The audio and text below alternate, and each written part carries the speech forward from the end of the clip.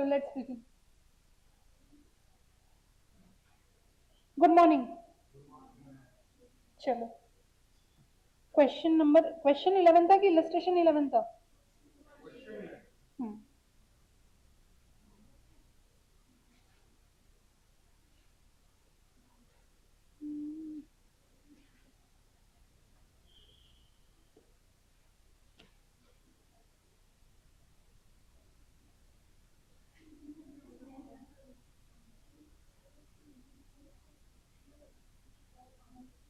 हम्म बोलो क्वेश्चन 11 में क्या क्या तकलीफ है?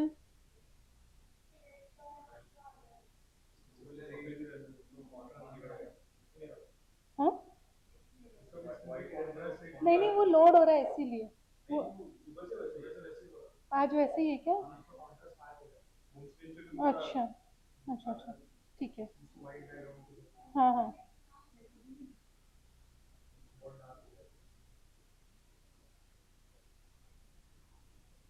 अब ठीक।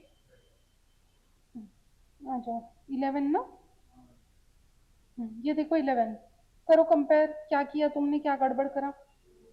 नेट वेजेस अर्न बराबर है क्या? ओवर टाइम अमाउंट बराबर है क्या? सबसे पहले तो वो चेक करो। ओवर टाइम किसका गलत है? साई का गलत है। फिर नेट वेजेस में ये लेस की जगह पे ऐड कर दिया होगा ना, क्योंकि क्या पूछा है, नेट अर्निंग्स पूछा है अपने को याद नहीं रहता। अदिति क्या रॉन्ग हुआ? ये करेक्ट है नीचे का ना? हाँ हाँ, ये पहले चेक कर लो ना, ये करेक्ट आ गया क्या?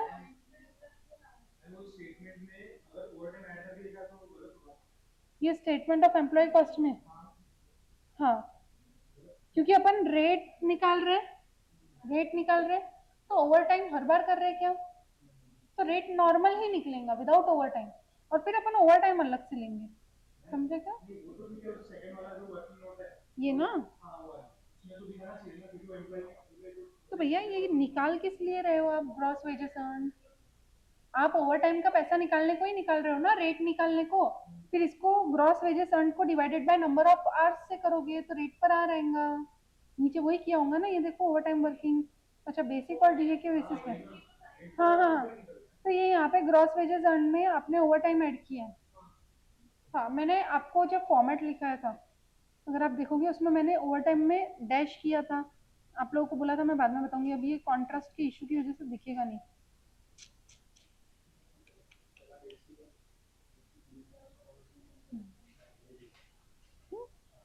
देखो मैंने यहाँ पे नो लिखा था, याद है? मैंने जब भी नो इसीलिए लिखा था, मैं बोली थी क्वेश्चन स्पेसिफिक आएगा जब बताऊंगी नो क्यों है। क्योंकि अपने को ग्रॉस वेजेस अर्न निकालना है, यानी जनरली अपन कितना पैसा अर्न करते हैं या जनरली कितना पैसा देते हैं, वो निकालना है, ना कि आपको ये निकालना है कि आपका इस बार का कितना हो रहा है। इस बार का नहीं पूछा है, वो जनरल पूछा है। तो जनरल के लिए ओवर टाइम हमेशा थोड़ी आ रहा है ना? That is the difference, that's why it is not considered. ये क्वेश्चन आ गया ना, आंसर में जाना पड़ेगा।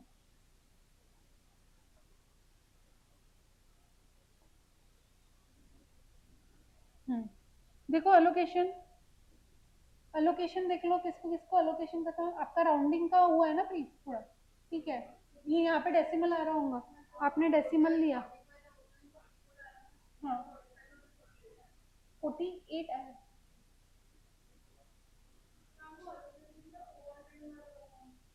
एलोकेशन में ओवर टाइम कभी भी एलोकेट नहीं होता है बेटा।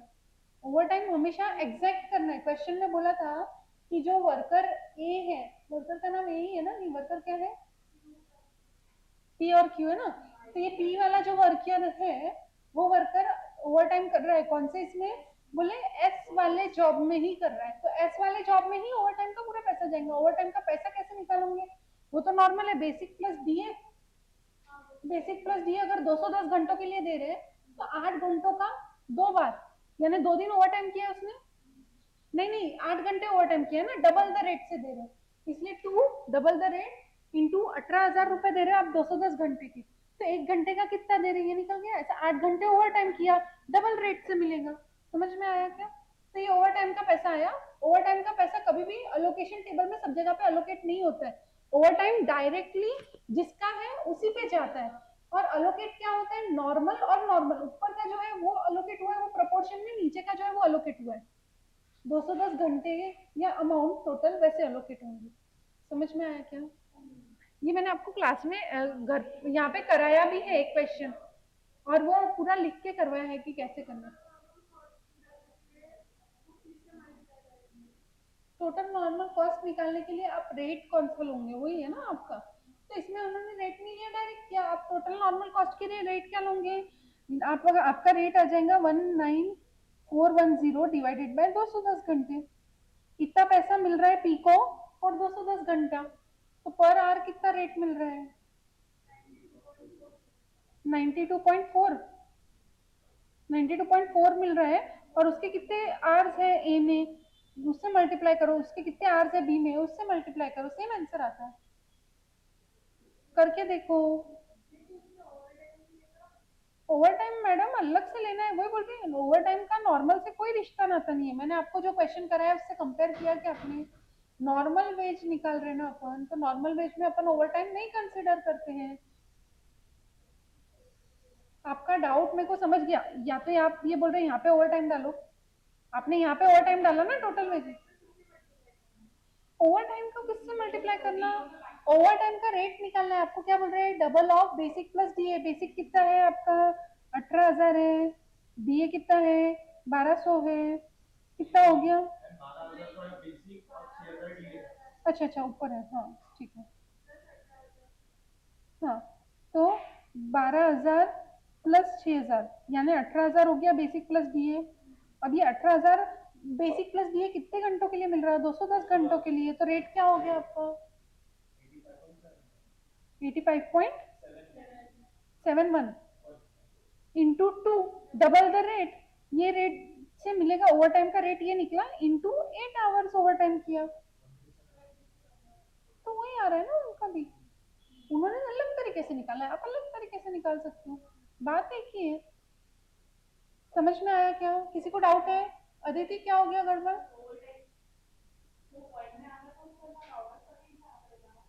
हाँ, 8 रुपए, 4 रुपए का डिफरेंस आ रहा है ना आपका।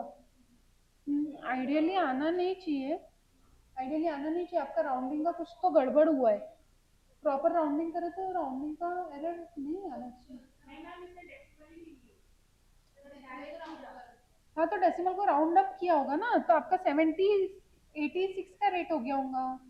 हाँ, तो आपका उसकी वजह से इंटू टू, यानी आपका, हाँ, 1.5 रुपए का तो यहीं पे डिफरेंस हो गया। आपके ओवर टाइम का अमाउंट कुछ अलग आ रहा है, 73 आ रहा है गेस, 73 74 है ना, 137 सम क्या आ रहा है। आपको क्या पूछना है बोलो, आ जाओ ना, तो आ जाओ ना, पूछना क्या पड़ता है उसमें, आ जाओ, क्या हो गया। यहाँ पे हमने पहले वाले क्वेश्चन, हाँ, एक मिनट रुकिए। वो पहले वाले क्वेश्चन में यहाँ पे कैसे 60 into 40 किया था, हाँ 60 into 40 किया था, तो हाँ, वैसे मैं पूछ तो रही हूँ मैं कि ओवर टाइम का यहाँ नहीं, पे पहले मैं नॉर्मल रेट ही बता रही थी मैडम, आपने फिर ओवर टाइम बोला। मैं नॉर्मल रेट आपको जब बता रही थी आप ध्यान ही नहीं दे रहे।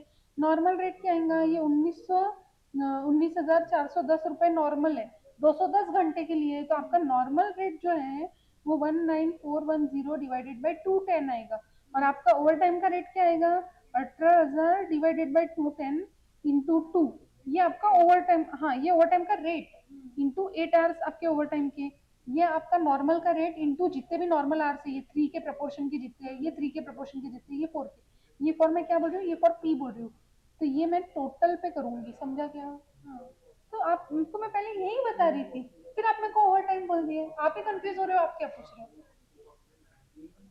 देखो, जहाँ पे ओवर टाइम रहता है सिर्फ बेसिक प्लस डीए देखते हैं, बट जहाँ पे नॉर्मल रेट देते हैं अपन नॉर्मली क्या क्या पे करते हैं, बेसिक प्लस डीए पे करते हैं अपन, उसके अलावा एम्प्लॉयर्स कंट्रीब्यूशन पीएफ का भी देते हैं और ईएसआई का भी देते हैं। तो अपने जेब से इतना सारा पैसा नॉर्मली जाता है, ओवर टाइम हमेशा जाता है क्या, नहीं, जिस दिन करेंगे उस दिन ही देंगे। तो नॉर्मली पैसा कितना जा रहा है पीको, 19,410 जा रहा है, कितने घंटे के अगेंस्ट जा रहा है, 210 घंटे के अगेंस्ट। तो फिर 1 घंटे का कितना रेट है, समझा। हाँ, वही अपन निकाल रहे हैं, वो 1 घंटे के रेट से आपको मल्टीप्लाई करना है। तो आपका आ जाएगा ये नॉर्मल आवर्स जो 63 आया 63 इंटू ये जो रेट आएगा वो, समझा? अब कंफ्यूजन क्लियर हुआ? दोनों के रेट अलग है मैडम, ओवर टाइम का रेट अलग रहता है, इसका रेट अलग रहता है। ये चीज आप प्रैक्टिस करोगे तभी क्लियर होंगी, प्रैक्टिस नहीं करोगे तो आंसर क्लियर नहीं होगा। समझा? क्या सबको अपनी अपनी मिस्टेक? किसी को कोई डाउट है क्या अब इसमें कि अपन कंटिन्यू करें? चलो, होमवर्क का और कोई क्वेश्चन में कुछ डाउट? चलो, अपना क्वेश्चन नंबर 40 आधा हुआ है आधा बचा है। स्किल्ड वाला ट्राई कर ली, सेमी स्किल्ड सॉल्व करना था, किया? 40, हाँ हाँ वो भी दिखा रही हूँ।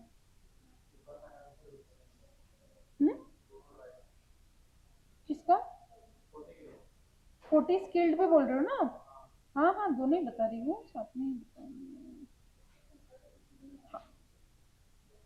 देखो सेमी स्किल्ड का अब ये लोग थोड़ा अलग लिखते हैं, अपन थोड़ा अलग लिखते हैं, तो अपना और इनका लिखने के तरीके में अलग अलग रहेगा। जैसे 8 अपने नॉर्मल आवर्स थे तो 40 आवर्स आ गए, हाँ, फिर एक्स्ट्रा कितने 4 घंटे आए, फिर 5 घंटे आपके ओवर टाइम हो गए। तो ये इक्विवेलेंट नॉर्मल निकालते, इसको छोड़ दो इसको छोड़ दो, ये दो टेबल छोड़ दो। अपन क्या करेंगे, आपका रेट निकला क्या? आपके पास रेट दिया हुआ है ना, इसमें क्या दिया हुआ है? 400 रुपए है, प्लस प्लस 20% दिए, तो कितना हो गया ये? 480 एक दिन का हो गया। एक दिन में नॉर्मल आवर्स कितने हैं? 8 घंटे। 480 डिवाइडेड बाय 8 कितना? 8 ही बोला है ना, कुछ और नहीं दिया ना उसमें। हाँ, 480 एक दिन का है ना, तो एक दिन में 60 घंटे कैसे? रेट रेट बता रहे हो 60 का? हाँ तो मैं वही पूछ रही हूँ, एक में और कुछ नहीं बोला है ना, आधी घंटा टाइम पास वगैरह, नहीं तो उसको यहीं पे कंसीडर कर लेना, 8 माइनस जो भी है टाइम पास। समझा क्या? इसलिए पूछ रही हूँ, मैंने क्वेश्चन थोड़ी पढ़ा। हाँ तो अभी 60 रुपीज का रेट आया, तो 60 rupees into 40 hours, 60 rupees into 40 hours, फिर 60 रुपीज इंटू 4 आवर्स, ये एक्स्ट्रा का हो गया, ये आपका नॉर्मल का हुआ, ये एक्स्ट्रा का हो गया। ओवर टाइम का क्या होगा? 60 rupees into 2, double the rate है ना, अब into 5 hours, rate double into hours normal. समझ में आया क्या? ये इससे पेमेंट जाएगा आपका, कितना आ रहा है? 60 इंटू 40 कितना? 3240, तभी इनका आया 3240। ठीक है, मैच हुआ सबका? सबको समझा? सबका आंसर हाँ ठीक है, सबका आंसर सही आया। सृष्टि, प्रीत सही आया, अदिति मैंने कल ही क्वेश्चन बोला था कि डियरनेस अलाउंस है, इसमें अलग है, परसेंटेज दिया है। अभी स्किल्ड का देखो प्लीज, स्किल्ड के इसमें एक एडजस्टमेंट बोली है उन्होंने, बाकी सब सेम है। पर क्या बोला है? The skilled labour was labour also worked on Saturday for 10 hours. तो अभी आपका डेज जो है वो मंडे से सैटरडे बनेगा। मंडे का 10.5 आवर्स है, तो मंडे का 10.5 आवर्स में कैसा हो जाएगा? नॉर्मल 8 आवर्स, फिर एक्स्ट्रा 1 आवर और 1.5 आवर्स, ये आपका टोटल हो गया 10.5 आवर्स का। ठीक है, फिर ट्यूसडे का 8 आवर्स ही है, तो फिर और कुछ भी नहीं, 8 आवर्स का टोटल। वेनसडे को 10.5 वापस, 8, 1 और 1.5। समझा क्या? स्किल्ड का बता रही हूँ। फिर थर्सडे को 9.5, तो 8 प्लस 1 प्लस हाफ आ रही है ओवर टाइम में। समझा क्या? फिर 10.5 वापस आपका, 8, 1 और 1.5 का। और सैटरडे को उन्होंने बोला है कि उसने 10 घंटे काम किया। अभी सैटरडे के लिए क्या बोला है देखो, Sunday is a weekly holiday and each worker has to work for 8 hours on all weekdays, यानी मंडे से फ्राइडे तक के 8 आवर्स काम करना है, and 5 hours on Saturday. The worker are however paid full wages for Saturday, 5 hours for 8 hours, sorry 8 hours for 5 hours work, यानी 5 घंटे भी काम किया तो 8 घंटे का पैसा। ऐसी चीज अपन ने एडजस्टमेंट वहां पे भी देखे थे, क्या थी एडजस्टमेंट? 0 से लेके तो 5 घंटे तक काम करोगे तो 0 से लेके 5 तक का ही पैसा मिलेगा, जितने घंटे काम किया उतने का। 5 घंटे से 8 घंटे के बीच में कुछ भी काम करो, 8 घंटे का पैसा मिलेगा। 8 घंटे के प्लस जितना भी काम कर रहे हो, 8 आवर्स का तो मिलेगा ही, प्लस जितना आपने एडिशनल काम किया उस हिसाब से। ठीक है, प्लस कैसा एडिशनल? प्लस 1 आवर का एक्स्ट्रा, प्लस उसके बियॉन्ड है तो ओवर टाइम। समझ में आया क्या? तो अब यहाँ पे देखो, यहाँ पे क्या किया है, 5 घंटे उसके नॉर्मल हो गए, ये 3 घंटे किसके डाले? 5 घंटे काम करेगा तो 8 घंटे के डाले क्या? हाँ कि नहीं? उसने कितने घंटे काम किया है? 10 घंटे काम किया है। तो अपना नॉर्मल क्या होता है? तो ये लोग का प्रेजेंटेशन और अपने प्रेजेंटेशन में फर्क होता है। 5 घंटे बोला है लेकिन अपन ने अगर 10 घंटे काम किया, यानी अपन कहाँ फॉल हो रहे हैं यहाँ पे? थर्ड कैटेगरी में। यानी ये वीकेंड के जैसा नहीं रहा, वीकडे के जैसा सेम टू सेम हो गया। तो यहाँ पे ये 5 नहीं लिखना, यहाँ पे डायरेक्ट 8 लिखना। 8 + 1 9 का एक्स्ट्रा, वन एक्स्ट्रा ही रहेगा हमेशा, एक्स्ट्रा में 1। और फिर बचा कितना ओवर टाइम का? 1 घंटा ओवर टाइम का। तो ओवर टाइम का 1 घंटे का पेमेंट 2 घंटे के हिसाब से मिलेगा। क्यों? क्योंकि 9 के बाद जितने भी घंटे काम करते हो ओवर टाइम का पैसा मिलता है। समझ में आ रहा है क्या? यानी वो बेसिकली वीकडे बन गया। भले वो वीकेंड वाली बात बता रहा है, पर वो वीकडे बन गया तो ट्रीटमेंट सेम एज वीकडे करना है। समझ में आया क्या? यही उसमें यूनिक पार्ट था। तो आप लिख लो, आपने बाजू में मैंने बोला था टेबल में जगह रखना, वहां पे लिख लो, आवर्स लिख लो। सैटरडे के आवर्स में प्लॉट कर लो जल्दी से। चलो चलो चलो, आवर्स प्लॉट कर लिए क्या?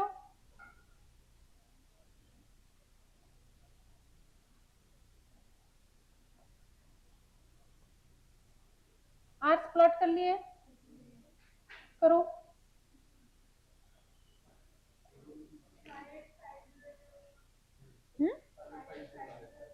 550 कैसे आएगा? देखो 600 रुपए मिल रहे उसको प्लस 20%, यानी कितना रुपया मिल रहा? 720 रुपया एक दिन का, divided by 8 hours. Per hour rate कितना है भैया? स्किल्ड सैम सैम सैम का 75 90। हाँ हाँ, रेट हमेशा डीए मिला के ही बोलना होता है। 90 रुपीज के रेट से मिलेगा। तो आपका क्या होगा नॉर्मल का? 45 नहीं, 45 नहीं, इनका कैलकुलेशन अपना कैलकुलेशन अलग आएगा। क्या है? 8 for 7 days, 8 for 7 days कितना आएगा? बताओ यार। 48 आवर्स, 48 आवर्स नॉर्मल है। 48 × 90 प्लस कितना? 1 2 3 4 5, 5 hours extra into 90 plus 6 hours into 180 का रेट। तो ये सबकी टोटल समझा क्या कैसे करी? अदिति, कोई डाउट है बेटा? कुछ कंफ्यूजन दिख रहा है आपके चेहरे पे? यानी क्या ये सैम का वाला करो ना, तो अभी बोलिए ना, मैंने आपको टेबल में कंटिन्यू करो लिखना। हाँ, फिर हाँ? ओवर टाइम वेज पर डबल हो जाएगा ना, तो आपका नॉर्मल रेट निकला 90, तो ओवर टाइम रेट हो जाएगा 180। हाँ, बोला है उसने, देखो देखो इधर बोला है extra hours worked over above 8 hours are also paid at ordinary rate, however overtime premium of 100%। क्या बोला है? ओवरटाइम प्रीमियम, प्रीमियम रेट बोला क्या? नहीं, ओवरटाइम प्रीमियम ऑफ 100%, यानी 200%, यानी डबल द रेट। ठीक है, समझा ये क्वेश्चन? आगे बढ़े, लिख लो प्लीज, लिख लो क्विकली, जिसका जिसका बाकी है प्लीज लिख लो।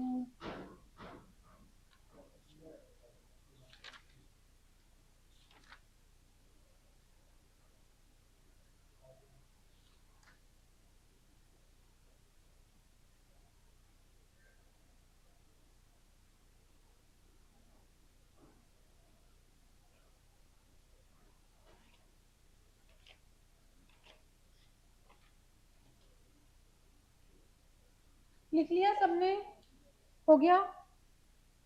हो गया क्या? अब थोड़े से टफ क्वेश्चन करें क्या? हम्म, थोड़े से टफ क्वेश्चन स्टार्ट करें। चलो क्वेश्चन नंबर 1 पे आ जाओ। Question number 1,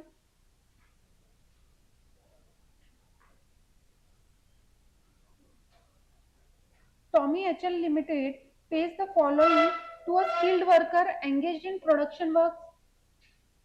The following are the employee benefits paid to employee. Basic salary per day लिखा है, क्या लिखा है? पर डे, यानी हर एक दिन का अलग अलग है। कितना है? 1000 रुपया। डीए 20% मिलेगा, house rent 16% of basic salary, basic plus DA बोला है क्या? नहीं। फिर transport allowance 50 rupees per day of actual work, यानी जितने दिन तुम गए हो उतने ही दिन मिलेगा। Overtime twice hourly rate, consider basic plus DA, rate निकालने को ओवर टाइम का बेसिक प्लस डीए करके इंटू 2 करना है। Only if works more than 9 hours a day, otherwise no overtime allowance, यानी सेम ट्रीटमेंट हो गई 9 तक के एक्स्ट्रा नॉर्मल वाला। फिर पर देखो यहाँ पे क्या बोल रहे हैं, if work for more than 9 hours a day then overtime is considered after 8 hour. अभी तक अपन एक्स्ट्रा नॉर्मल को नॉर्मल से पेमेंट कर रहे थे, अभी एक्स्ट्रा नॉर्मल को ओवर टाइम से पेमेंट होगा। समझ में आया क्या डिफरेंस? यूनिकनेस समझ में आई है क्वेश्चन में? Work on holiday and Sunday, अभी ओवर टाइम का बताया, आप संडे और हॉलीडे को क्या किया, तो बोले double of per day basic rate, basic rate ही बोला। बेसिक रेट अब क्या हो जाएगा, क्योंकि ऊपर आपको बेसिक रेट के लिए बेसिक प्लस डीए बोला है, इसका मतलब यहाँ पे भी बेसिक प्लस डीए रहेगा। समझ में आया क्या? प्रोवाइडेड वर्क्स एटलीस्ट 4 आवर्स, अगर उसने हॉलीडे या संडे को 3 ही घंटा काम किया तो उसको डबल नहीं मिलेगा, नॉर्मल पेमेंट मिलेगा। ऐसा नहीं है कि पेमेंट ही नहीं मिलेगा, ये समझना पड़ेगा कि पेमेंट तो देना ही पड़ेगा अगर आया है तो व्यक्ति, ठीक है, पर जो एक्स्ट्रा पेमेंट है वो नहीं मिलेगा। बोलो।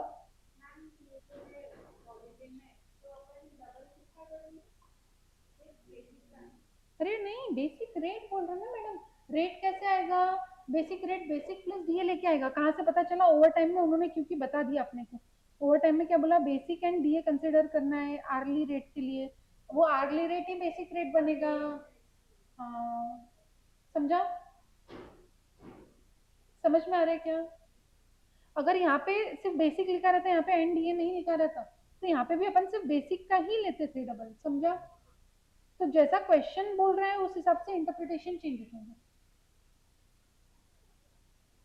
अभी क्या बोल रहा है, holiday and Sunday basic is eligible for all allowances and statutory deductions, मतलब हॉलीडे एंड संडे का बेसिक जो है वो एलिजिबल है for allowances and statutory deduction.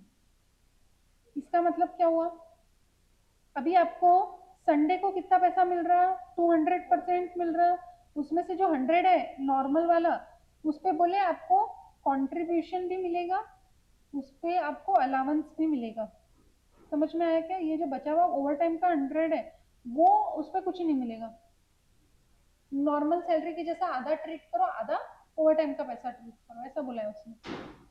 Earn leave and casual leave, these are paid leave, सारे leaves जो है ये सब वो पेड लीव है, यानी लीव ले रहे हो तो भी छुट्टी के अगेंस्ट पैसा मिल रहा है। एम्प्लॉयज कंट्रीब्यूशन दिया है अपने को, और employers contribution to pension fund दिया है, एम्प्लॉयर्स के कंट्रीब्यूशन भी दे दिए दोनों, ठीक है। अभी देखो क्या बोल रहा है, company normally works for 8 hours a day in 26, company normally works for 8 hours a day, 26 days in a month. The company provides 30 minutes lunch break in between. During the month of August, Mr. Sham works for 23 days, including 15th August and a Sunday, and applied for 3 days of casual leave. On 15th August and Sunday, he worked for 5 and 6 hours respectively without lunch break. On 5th and 13th August, he worked for 10 and 9 hours respectively. During the month, Sham worked for 100 hours on a job. You are required to calculate earnings per day. रोज की earning बताना है, effective wage rate per hour of mister Shyam. तो कैसे आएगा effective wage rate के लिए, पहले total cost निकालना पड़ेगा, employee cost divided by effective hours, 7.5 घंटे into number of days. Wages to be charge to job Z, sorry job A B 100, अब जॉब ए बी 100 में 100 घंटे काम किया तो रेट जो आएगा इंटू 100, सॉरी इंटू कितने 100 आवर्स करना है। समझ में आया क्या थर्ड पार्ट के लिए? अब यही सेम क्वेश्चन और दो जगह पे है, क्या बोल रही हूँ मैं, ध्यान से सुनो, यही सेम क्वेश्चन और दो जगह पे, और तीनों के तीनों जगह पे इंस्टीट्यूट ने ये क्वेश्चन में गड़बड़ करी है, तीनों के तीनों जगह पे इंस्टीट्यूट ने ये क्वेश्चन में गड़बड़ करी है। और वो गड़बड़ क्या है मैं आपको पहले वो बता देती हूँ, ठीक है, फिर आपको आपको ये चीज समझना है कि इंस्टीट्यूट ने जो गड़बड़ करी है वो आपको ध्यान रखना है। क्यों ध्यान रखना है? वैसे तो नॉर्मली अपन इंस्टीट्यूट की गड़बड़ को ध्यान नहीं रखते, हम लोग नॉर्मली जो करेक्ट होता है वही करते हैं। बट इंस्टीट्यूट में ये जो क्वेश्चन है अभी रिसेंटली Jan 26 के आर्टिकल में डाला है, इसके पहले पुराने आर्टिकल में था, उन्होंने उसको करेक्शन करने की जगह पे एज इट इज उठा के डाल दिया। तो इंस्टीट्यूट जब एज इट इज उठा के डाल रही है वो पेपर में भी एज इट इज डालेंगी, उसका सजेस्टेड भी एज इट इज ही आएगा। वो करेक्टेड सजेस्टेड आएगा क्या? नहीं। तो अपना आंसर सजेस्टेड से मैच होना चाहिए, इसलिए अपन भी गलत ही सीखेंगे सिर्फ ये क्वेश्चन में। पर मैं बोल के कर रही हूँ कि ये गलत है, और कहाँ कहाँ गलत है, 3 पॉइंट्स पे गलत है, और तीनों पॉइंट्स मैं आपको बताऊंगी, ठीक है क्या? इसीलिए ये क्वेश्चन मेरे को अलग से लेना था। अभी इसमें बहुत सारी चीजें, अभी इसको स्टार्टिंग से अपन करेंगे, ठीक है? चलो साथ साथ में करें, साथ साथ में करें क्या? चलो ओपन करो कुछ तो आपकी बुक। मेरे पास एमोशन तो नीचे लिखा है ना, नीचे है इसमें।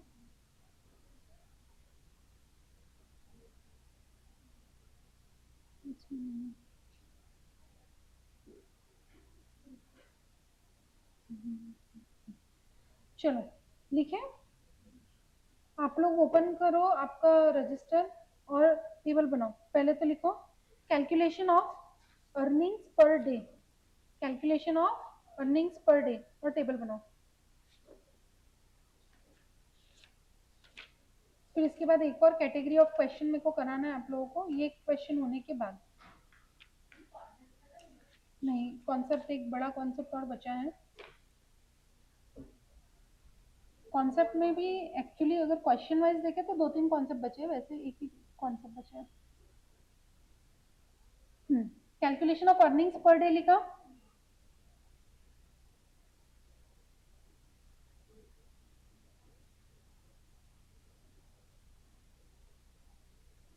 अभी साथ साथ में अपन वर्किंग नोट भी बनाते जाएंगे इसकी, ठीक है? पर्टिकुलर्स अमाउंट बेसिक कितना बोला है? 1000 पर डे। पर अपने को पर डे नहीं निकालना है अभी, क्यों? क्योंकि उन्होंने क्या बोला है, देखो छुट्टियों पे भी पैसा मिल रहा है, यानी पूरे महीने का पैसा मिलेगा इरिस्पेक्टिव ऑफ आप आओ चाहे ना आओ। क्योंकि क्वेश्चन में क्या बोला है, देखो earn leave and casual leave. Earn leave यानी तुमने कमा के पैसा छुट्टी लिया है, और कैजुअल लीव यानी तुमने ऐसे ही छुट्टी मार दी रैंडमली, तो सारे लीव के अगेंस्ट पैसा मिलेगा। तो महीने में कितने दिन है? नहीं नहीं, अपने बोला है उन्होंने कितने दिन का महीना है, 26 डेज अ मंथ है, यानी छुट्टियां कैंसिल करके। देखो बेसिकली 31 डेज, यहाँ पे ही सब गड़बड़ है, आपने डेज का बात निकाला ना इसीलिए बता रही। 31 डेज का महीना रहता है अगस्त। अब 31 डेज में से 4 संडे, कितने दिन बचे? 27, एक 15 अगस्त। अब रक्षाबंधन हर बार अगस्त में आएंगी, आती है बट नेशनल हॉलीडे, ये इंडिया का क्वेश्चन है, कहाँ का क्वेश्चन है कुछ अपने को पता नहीं। एक 15 अगस्त की छुट्टी और 4 संडे की 5 छुट्टी हो गई, तो कितने वर्किंग डे बचे? 26 वर्किंग डे बचे। तो उनका वर्किंग डे का कैलकुलेशन करेक्ट है 26 का। यहाँ तक के सबको सब बात समझी? अभी चलो, क्योंकि अपन डेज पे ही है, डेज का ही बात पहले पूरा कर लेते। देखो क्या बोल रहे थे, company normally works 8 hours in a day for 26 days a month. अब इसके आगे देखो क्या बोल रहे हैं, ड्यूरिंग द मंथ ऑफ अगस्त 25। क्या हुआ अगस्त 25 को? Mister Shyam work for 23 days including 15 अगस्त और एक संडे। तो एक संडे यहाँ से आ जाएगा और 15 अगस्त यहाँ से आ जाएंगी, इंक्लूडिंग दैट 23 बोला है, यानी बचा हुआ कितना? 21। बचा हुआ 21, यहाँ तक के क्लियर है सबको? हाँ? अभी क्या बोल रहे हैं, 15 August and applied for 3 days of casual leave, 3 दिन की कैजुअल लीव ली। 3 दिन की गेट बंद कर दो प्लीज।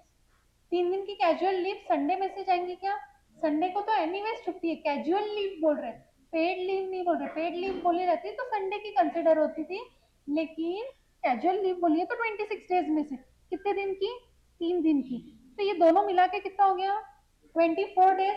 26 में से अब 2 दिन का हिसाब क्या है, और 2 दिन का हिसाब बचा हुआ है ना। अब 4 संडे में से एक संडे काम किया, यानी 3 संडे छुट्टी लिया, 3 संडे हॉलीडे, एक 15 अगस्त में से एक 15 अगस्त आ गया तो उसका कुछ भी नहीं। यहाँ पे उसने 3 कैजुअल लीव ली, कैजुअल लीव यानी ये हॉलीडे हो गया बेसिकली। हाँ, अब यहाँ के कितने दिन बचे? 2 दिन बचे, 2 दिन बचे। अब ये 2 दिन का क्या? फिर उसके बाद वो क्या बोल रहे हैं, on 15 August and Sunday he work for 5 and 15 August and Sunday. पहले 15 अगस्त को, 15 अगस्त को कितने दिन, कितने आवर्स किया? 5 आवर्स किया, और संडे को 6 आवर्स किया। तो 4 घंटे के ऊपर ही है। उन्होंने 4 घंटे वाली बात बोली है ना। 4 घंटे कहाँ पे पढ़े अपन ने? ऊपर टेबल में 4 घंटे के ऊपर संडे या हॉलीडे को काम किया तो वाली बात। तो उसने 4 के ऊपर ही काम किया है तो वो करेक्ट है। वहां तक के कोई गड़बड़ है क्या? नहीं।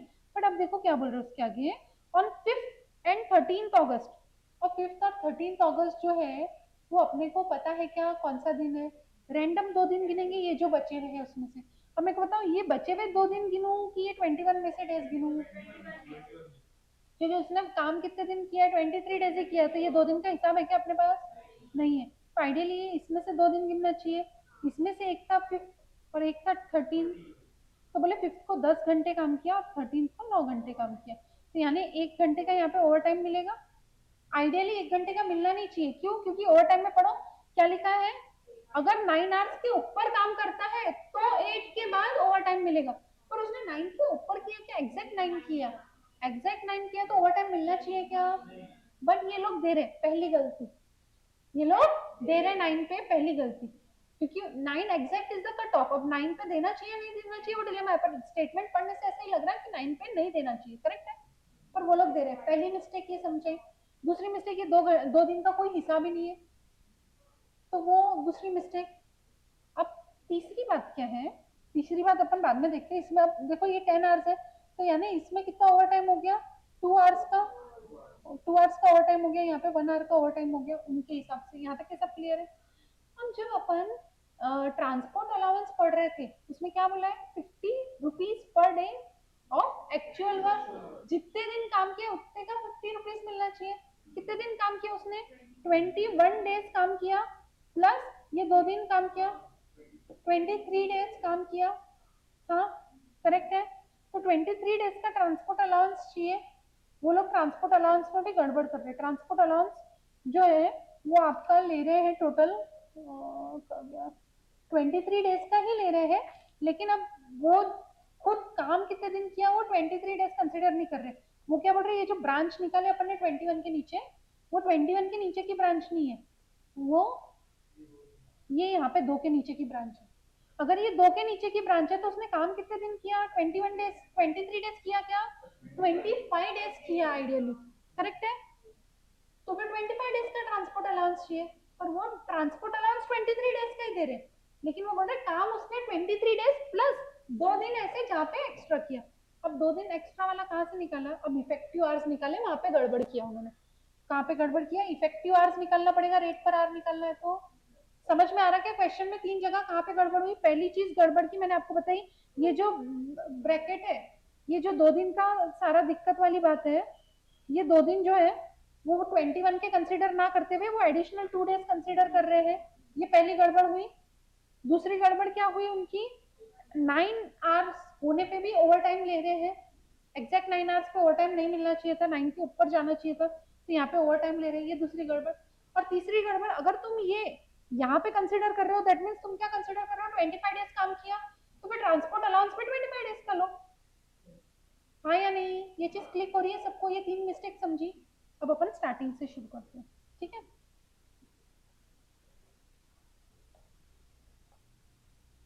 ये क्वेश्चन 3 बार आया है और तीनों बार सेम मिस्टेक करी है, तो ये एक क्वेश्चन में आपको मिस्टेक दिमाग में रख लेना है। पीवाईक्यू नहीं है, इसीलिए बोल रही हूँ याद रखना। पीवाईक्यू रहता था तो मैं बोलती थी निश्चिंत होकर अपन सही आंसर करते थे। क्यों?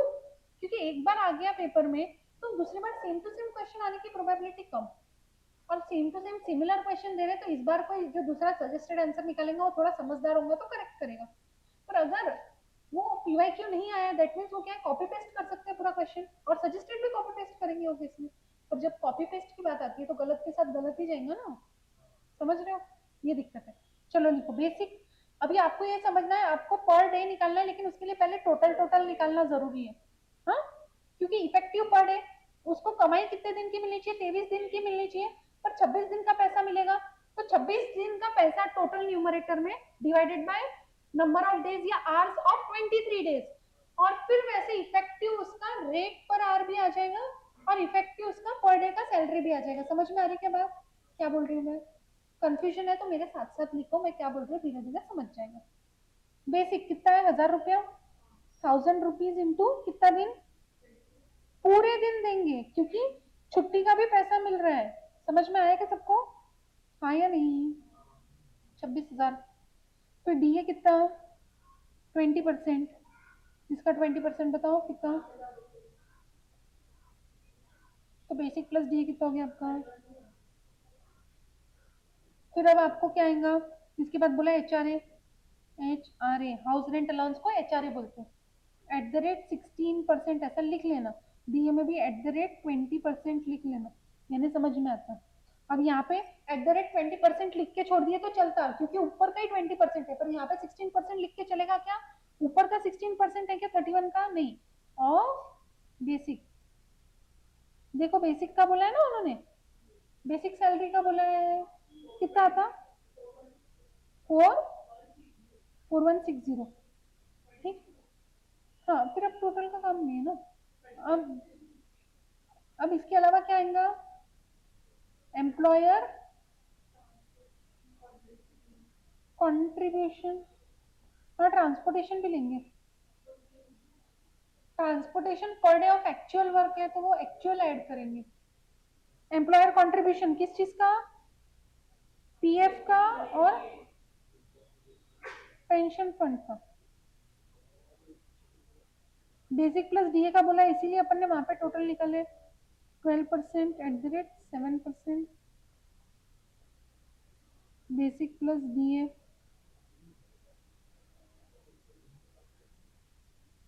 क्या हो गया भैया? लो, क्या तकलीफ हो गई बताओ ना। एम्प्लॉयर कंट्रीब्यूशन, हाँ हाँ, जेब में नहीं जाएगा। तो आपको नेट अर्निंग्स वर्ड यूज किया कि अर्निंग्स वर्ड यूज किया? तो ये आपको समझना पड़ेगा। जब नेट अर्निंग्स बोलते हैं यानी अपने हाथ का पैसा, अर्निंग्स मतलब उसको पूरा मिला के हाथ में और गवर्नमेंट के पास पूरा मिला के कितना मिल रहा है। तो अर्निंग्स और नेट अर्निंग्स में भी फर्क होता है। अर्निंग्स यानी क्या? एम्प्लॉई का कॉन्ट्रीब्यूशन भी, एम्प्लॉयर का भी। एम्प्लॉई का कॉन्ट्रीब्यूशन अपने को अलग से ऐड करने की नीड है क्या? वो तो ऑलरेडी ऊपर की सैलरी में ऐड हो गया है बाय डिफॉल्ट। एम्प्लॉयर का ऐड करना पड़ेगा। समझ में आया क्या? क्योंकि अर्निंग्स वर्ड बोला है। ठीक है, नेट अर्निंग्स बोला रहता तो अपन ये करते ही नहीं थे, ये एंट्री नहीं करते थे, और लेस करते थे क्या? एम्प्लॉई का शेयर। फिर अपने को एम्प्लॉय के शेयर के बारे में कुछ बताया ही नहीं है क्वेश्चन में। ठीक है, समझ में आ रहा है अभी? बताओ अमाउंट कितना कितना है? 3744। हाँ, और इसका? अगर मतलब एम्प्लॉय का परसेंटेज दिया हुआ नहीं कंट्रीब्यूशन का और नेट अर्निंग पूछा तो लिख लेना नीचे नोट कि assumed employees contribution is equals to employers contribution is equals to 12% and 7% respectively। ऐसे एक नोट लिख लेने का, सेफ साइड पे अपन बच जाते। ठीक है, वो जब अगर नहीं दे रहे हैं और पूछ रहे हैं दैट मीन्स वो सेम ही चाहते हैं लिखना, बट नोट लिखना कभी भी बेटर है। इंस्टीट्यूट का कभी भरोसा नहीं, गलती से एक मिसप्रिंट हो गया या एक लाइन मिसिंग रह गई, उसकी वजह से मार्क्स कट सकते हैं। समझ में आई? कितना हो गया? 41,288। ये पूरे महीने का हो गया monthly salary other than transport. हाँ, मंथली पे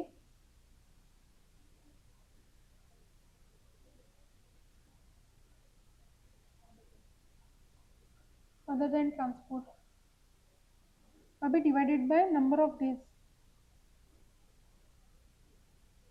कितने नंबर ऑफ डेज लोगे अब यहाँ पे? 26 लोगे, 25 लोगे, 23 लोगे? 23 दिया, 23 लेना चाहिए आइडियली। इफेक्टिव डेज 23 लेना चाहिए, उन्होंने 26 पूरे लिए, ये गलत है। तो आप साथ में पेंसिल या रेड पेन कोई भी एक चीज रखो, वहां पे लिखो रॉन्ग ट्रीटमेंट बाय इंस्टीट्यूट, वो एडजस्टमेंट के बाद, क्योंकि आपको पता रहना चाहिए ये अपन नोटबुक में रॉन्ग नहीं कर रहे। अपन रॉन्ग क्यों कर रहे हैं? क्योंकि इंस्टीट्यूट ने गलत किया है। और हर क्वेश्चन में अपन इंस्टीट्यूट की गलती को रेप्लिकेट करेंगे क्या? नहीं। ये क्वेश्चन मैं इसलिए बोल रही हूँ क्योंकि हर बार इंस्टीट्यूट ने वो गलती रिपीट की है, और लेटेस्ट टाइम भी रिपीट की है। अगर लेटेस्ट टाइम सुधार लेता था इंस्टीट्यूट, तो अपन भी सुधार लेते थे गलती को, है ना? समझ में आ रहा है क्या? क्या लिखोगे? Wrong treatment bye institute, wrong treatment bye institute. और एक्चुअली क्या आना चाहिए? 23 आना चाहिए। 23 लेते, तो आप रेड पेन से लगे तो वहां पर लिख सकते हो करेक्ट ट्रीटमेंट 23 डेज। चाहिए क्या आपको रेड पेन? हाँ तो बोलो ना मेरे को ऐसा।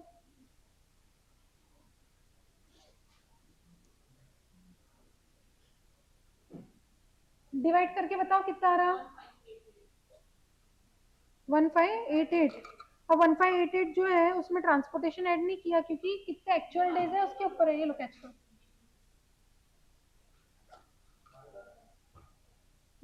मार्कर दिया क्या मैंने आपको? माय मिस्टेक, रुक जाओ। ओ भैया रेड देख के मैंने पास कर दिया। ये लो, रॉन्ग चीज पास हो गई। Thank you. हाँ चलो, कितना आया था? तो per day 1588,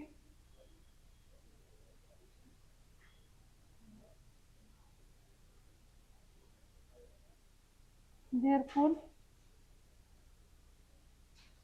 earnings per day कितनी हो जाएंगी? 16 कितना हो जाएगा? 1638, 1588 प्लस 50, 1638, है ना? 50 रुपीज ट्रांसपोर्टेशन ऐड करेंगे ना। अभी तक अपन ट्रांसपोर्टेशन क्यों ऐड नहीं कर रहे थे? ट्रांसपोर्टेशन एक्चुअल डेज पे लगता है, 23 दिन पे ही लगता है। 23 दिन पे ही लगना चाहिए ना ट्रांसपोर्टेशन, तो 23 दिन के हिसाब से, इसीलिए। ये समझा? पार्ट 1 समझा? सबको क्लियर है पार्ट 1? हाँ देखो, ट्रांसपोर्टेशन अलाउंस लिखा है 50 रुपया पर डे एक्चुअल वर्क, तो जितने दिन काम कर रहे हो उतने दिन का 50 रुपया ट्रांसपोर्टेशन का भी मिलेंगे ना, तो उसकी अर्निंग तो बढ़ेंगी। नहीं, क्यों मल्टीप्लाई करेंगे? पर डे है तो इसीलिए अपन ने ऐड नहीं किया क्योंकि एक्चुअल डेज वर्क पे है। अपन डिवाइडेड बाय भी एक्चुअल डेज ही करते थे, यहाँ पे number of days divided by 23 करते थे, फिर 50 ऐड करते थे। अभी इनके हिसाब से अगर 26 नहीं लेते थे तो अपने को ऊपर करना चाहिए। समझ में आ रही क्या बात मैं बोलना क्या चाह रही हूँ? जब एक्चुअल है यानी जितना तुम्हारा डिवाइड करने का डिनोमिनेटर है उस पे ही अपन ले रहे हैं, जितना डिनोमिनेटर है उस पे ही ले रहे हैं, तो पर डे ऐड कर सकते हैं अपन इजीली।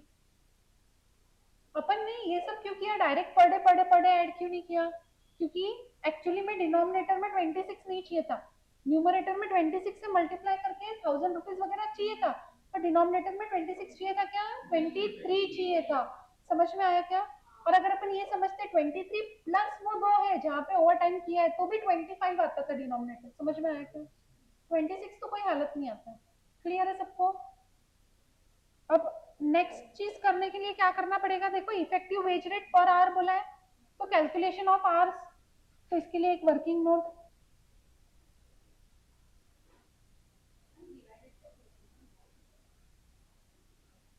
नहीं नहीं, अपन आवर्स कैलकुलेट करेंगे मैडम।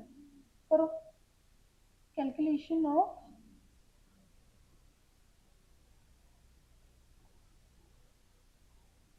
कैसे कैसे आएंगे?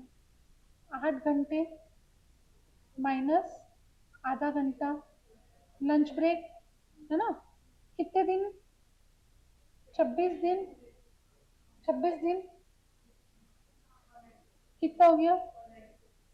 195 आवर्स। ये क्या हो गया? जनरल हो गया, नॉर्मल, नॉर्मल आवर्स। अभी आवर्स वर्क, ये भैया के आवर्स वर्क कैसे निकालेंगे? ये थोड़ा सा, ये जो आवर्स वर्क का कैलकुलेशन है ये गड़बड़ है इनका। इसी से अपने को पता चल रहा है कि वो 23 प्लस 2 कंसीडर कर रहे हैं। अब देखो कैसे। सबसे पहले तो सैटरडे संडे ले लो, संडे और वो हॉलीडे कितना कितना है, 6 घंटे और 5 घंटे और 6 घंटे, 5 आवर्स प्लस 6 आवर्स, ठीक है, ये दो हो गए। प्लस अब 23 - 2, क्यों 23 इंक्लूडिंग ये 2 दिन बोले थे, तो ये 2 दिन मैंने पहले ही लिख लिया। अब कितने दिन बचे, 21 डेज बचे। अब 21 डेज जो है क्या क्या घंटे के हिसाब से The चलेंगे, battery is low. Please recharge. 8 घंटे के हिसाब से चलेंगे क्या, नहीं ना भैया, रोज लंच ब्रेक नहीं लेंगे क्या। उन्होंने देखो बोला है एक्सप्लिसिटली, क्या बोला है, 15 अगस्त और संडे को उन लोगों ने जो काम किया विदाउट लंच ब्रेक है, इसीलिए अपन ने 5 और 6 घंटे पूरे लिए हैं, समझा क्या। अब यहाँ पे क्या करोगे, इंटू 8 - 0.5, यानी ये समझ में आएगा आपको, ये क्लियर है। अब इसी में ओवर टाइम है, 23 डेज में ही 2 दिन ओवर टाइम है, तो प्लस मैंने आइडियली करेक्ट क्या करना चाहिए, अभी मैं पहले वो बता रही हूँ करेक्ट ट्रीटमेंट क्या होनी चाहिए। प्लस ओवर टाइम, एक दिन 10 घंटे काम किया तो 2 घंटा ओवर टाइम, और दूसरे दिन 9 घंटा किया तो उसका ओवर टाइम आएगा क्या, एक्चुअली में आना ही नहीं चाहिए, खत्म किस्सा कहानी। पर अब क्या हो रहा है कि वो उसको भी ओवर टाइम कंसिडर कर रहे हैं, तो उसको चलो अगर मान भी लिया ओवर टाइम है तो भी 2+1 करना चाहिए, पर वो राइट ट्रीटमेंट ये रहता, पर वो ये नहीं कर रहे। वो क्या बोल रहे हैं, 2 दिन 2 डेज इंटू 2 डेज इंटू, अब ये 2 डेज भी नहीं, अभी आपका पहला दिन कितने घंटे काम किया, 10 घंटे, 10 आवर्स माइनस 0.5 आवर्स, किस चीज का, लंच ब्रेक का, यानी उसने कितने घंटे काम किया, 9.5, तो 9.5 घंटे में ओवर टाइम कितना हुआ एक्चुअली में, 0.5 ही हुआ। हाँ, अब मैं सेम चीज प्लस दूसरे दिन का 9 ही घंटे काम किया उसने, उसमें से 0.5 आवर्स तो उसका लंच ब्रेक चला गया, तो 8.5 घंटे इफेक्टिवली काम किया, इसको ओवर टाइम मिलना चाहिए क्या, समझ में आने के बाद क्या गड़बड़ हो रही है।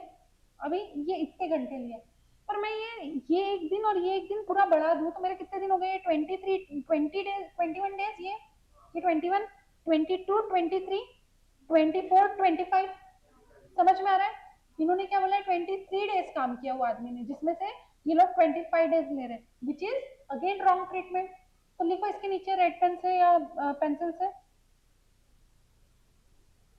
ये वर्किंग लिखो, उसके नीचे लिखो wrong treatment bye institute, wrong treatment bye institute. अब उसी में कंटिन्यू लिखो, रॉन्ग ट्रीटमेंट बाय इंस्टीट्यूट, उसी में लिखो आगे, actual worked 23 days, actually worked 23 days, but institute considered 23 plus 2 days, institute considered 23 plus 2 days। समझ में आ रहा क्या गलती क्या करा इंस्टीट्यूट में, समझ में आई क्या बात, किसी को कोई डाउट है क्या, -2 ये 2 दिन का, उसने क्या बोला है 23 days including 15 August and 1 Sunday, तो 23 डेज में से ये 15 अगस्त का हो गया, ये एक संडे का हो गया, The अब battery 21 is days, low. Please recharge. तो आपका बेसिकली 21 डेज नॉर्मल हो गया, तो 21 डेज इंटू 7.5 घंटा नॉर्मल हो गया। अभी ओवर टाइम का उन्होंने क्या करना चाहिए था, उसने यहाँ पे 7.5 घंटे कंसिडर कर लिया, ओवर एंड अबाउ ही करना चाहिए था ओवर टाइम के लिए, बट उसने ओवर एंड अबाउ ना करते हुए पूरा पूरा एडिशनल लिया। वहां पे वो सिर्फ ओवर टाइम लेते थे, कहाँ पे, यहाँ पे इन्होंने सिर्फ ओवर टाइम लेना चाहिए था, यहाँ पे वो ओवर टाइम की जगह पे पूरा पूरा ले रहे हैं, विच इज रॉन्ग ट्रीटमेंट। समझ में आ रहा है क्या, समझा क्या गलती कहाँ हुई इंस्टीट्यूट की, और एग्री करते हो कि नहीं करते हो, किसी के पास इसका आंसर है क्या कि ये क्यों राइट है, जस्टिफिकेशन, एक्चुअली इसका कोई जस्टिफिकेशन नहीं है, समझ में आ रहा है क्या। हाँ, करेक्ट ट्रीटमेंट में क्या होता था, यहाँ पे क्या आता था, आपने 7.5 8 घंटे कंसिडर कर लिए, 10 में से तो बचे हुए 2 घंटे ही आते थे, क्यों, क्योंकि ये 7.5 हो गया ना प्रॉपर, 8 माइनस 0.5, तो ये 0.5 माइनस करने का काम वहीं पे हो गया, तो 10 - 8 करना था, तो यहाँ पे 2 आवर्स आते थे, और यहाँ पे कितना आता था, 1 आवर आता था, समझा क्या, ये नहीं लिखते थे और ये नहीं लिखते थे, समझ में आया। हाँ, नॉर्मल नॉर्मल वहाँ पे हो गया, एक्स्ट्रा एक्स्ट्रा यहाँ पे होना चाहिए। हाँ, वो इंस्टीट्यूट ने ये किया है तो अपने को भी करना है। क्यों करना है? क्योंकि ये क्वेश्चन इंस्टीट्यूट गलती रिपीट कर रहा है। बहुत सारे क्वेश्चन है जिसमें इंस्टीट्यूट गलती करा है पर वो सुधार दिया है बाद में। सेम क्वेश्चन बाद में डालता है और करेक्ट आंसर के साथ डालता है, पर ये उन्होंने सुधारा नहीं है, तो अपने को गलती रिपीट करना है। नहीं तो मैं जनरली गलती रिपीट करने को बोलती नहीं थी। तो आप simultaneously I presume correct answer लिख रहे होंगे ना। इसका कितना हुआ टोटल मेरे को बताओ? 186.5 आया क्या सबका? 186.5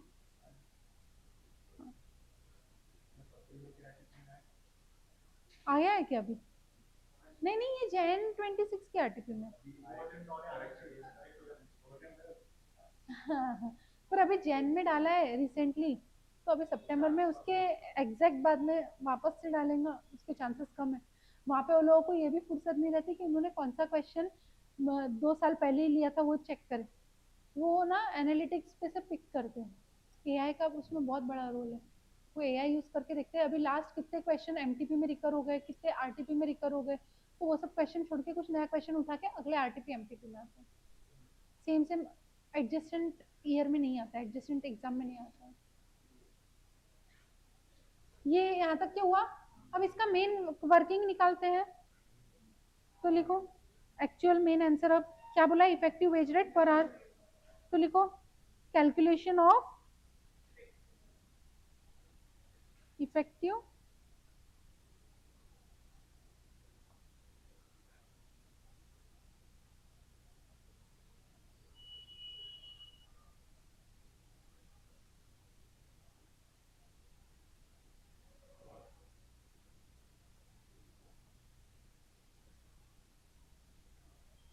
इसको कितना मिलेगा?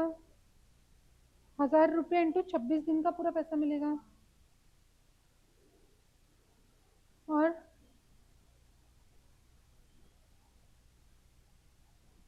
संडे और हॉलीडे का कितना पेमेंट मिलेगा?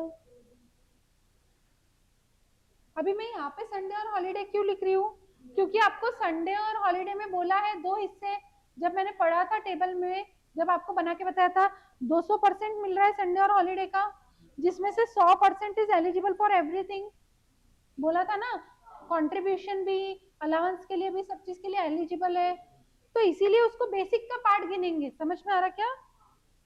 बेसिक का पार्ट गिनेंगे। तो इसको क्या बोलते हैं? संडे एंड हॉलीडे ब्रैकेट में एडिशनल बेसिक, नहीं एडिशनल बेसिक। अब कितना मिलेगा? वर्किंग बताओ। 1000 रुपया इंटू 2 दिन। समझा क्या? वहां पे आप 2 दिन बढ़ा नहीं सकते भैया, वो आपको एक्सप्लिसिटली बताना पड़ेगा। आपका आंसर करेक्ट आ जाएगा बट आधा मार्क 1 मार्क कट जाएगा। अभी डीए क्या बोला है? डीए क्या बोला है? किसका? कितना आएगा? अब 28 हो गई ना बेसिक ऑफ 26,000 प्लस 2,000, ऐसा लिखो तो तुमको समझ में आएगा क्या लेना है। कितना? 5,600। समझ में आ रहा है क्या? बेसिकली ये जो एडिशनल बेसिक है वो सब चीज के लिए एलिजिबल हो गया, उसमें सब बेनिफिट्स मिलने लग गए। ऐसा उसका इंटेंशन था क्वेश्चन का। तो मैंने जब भी क्वेश्चन रीड किया था, जब भी बता दिया था। इंटरप्रिटेशन समझा था क्या सबको? ध्यान रहेगा जब आप भी पढ़ोगे कि ये इंटरप्रिटेशन है ये लाइन का। अभी क्या आएगा डीए के बाद? डीए के बाद क्या आएगा? ओवर टाइम का पैसा की कंट्रीब्यूशन। ओवर टाइम की कंट्रीब्यूशन कुछ भी लिख सकते हो भैया, सीक्वेंस थोड़ी ना डिटरमाइंड है। लिखो, क्या लिखोगे? पहले कंट्रीब्यूशन लिखना है, पहले ओवर टाइम लिखना है, क्या लिखना है? लिख लो कंट्रीब्यूशन। तो ये क्या कितना हो गया? ये 33,600। क्यों ये अपने को जरूरी है? इस पे कंट्रीब्यूशन मिलेगा इसलिए। तो इसमें क्या करोगे? प्लस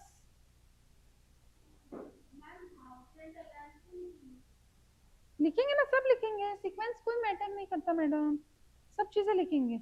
मैं तो जस्ट पूछी आपको क्या लेना है।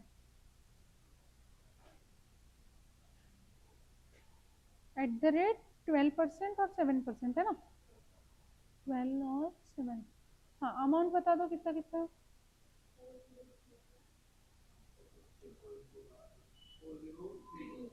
4032 क्या कितना 235 52 HRA कितना बोला है 16% ऑफ बेसिक @16% किसका कितना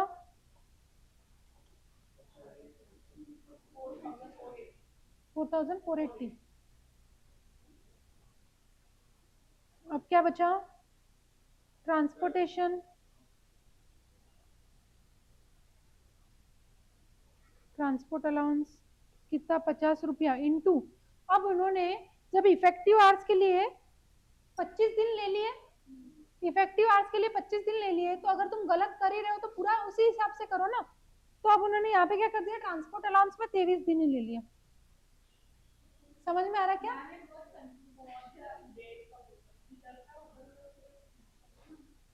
देखो ट्रांसपोर्टेशन अलाउंस उन्होंने एक्चुअल में देखा जाए तो गलत नहीं लिया 23 डेज ही काम किया 23 डेज ही लिया पर तुमने इफेक्टिव डेज गलत ले लिए ना समझ में आ रहा क्या वहां पे एक्चुअली मिस्टेक क्या हो गई उनको ये ध्यान में नहीं रहा कि ये जो उन्होंने 21 निकाला ना ये 21 ये दो को माइनस करके है ना कि ये दो को उनको लगाऊंगा हमने ये दो माइनस कर लिए तो जिसने आंसर बनाया वो ये दो चीजें भूल गया था दिमाग में से और वो उसकी भूलना जो है वो कैरी फॉरवर्ड होते गए इस वजह से सबको भुगतना पड़ रहा कोई उसका सोल्यूशन नहीं है समझा क्या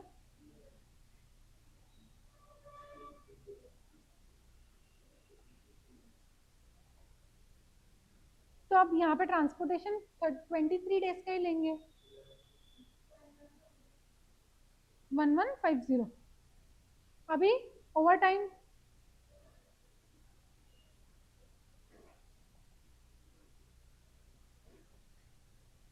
ओवर टाइम कैसे निकालेंगे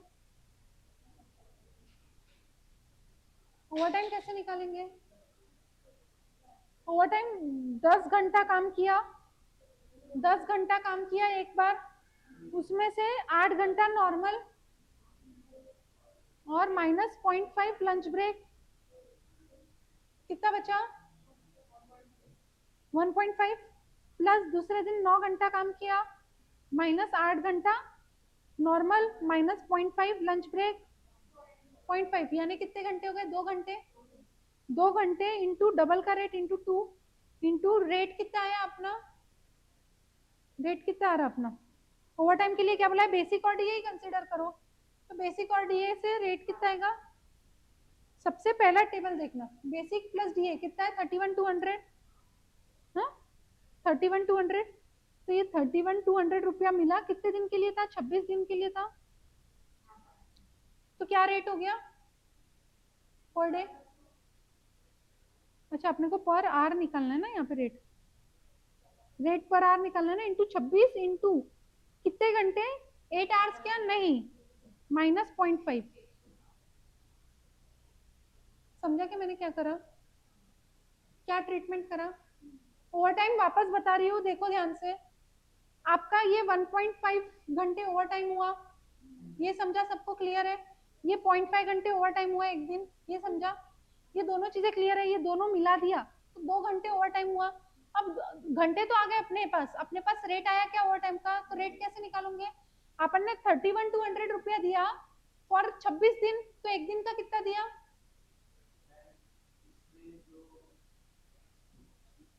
बोलो हाँ तो 31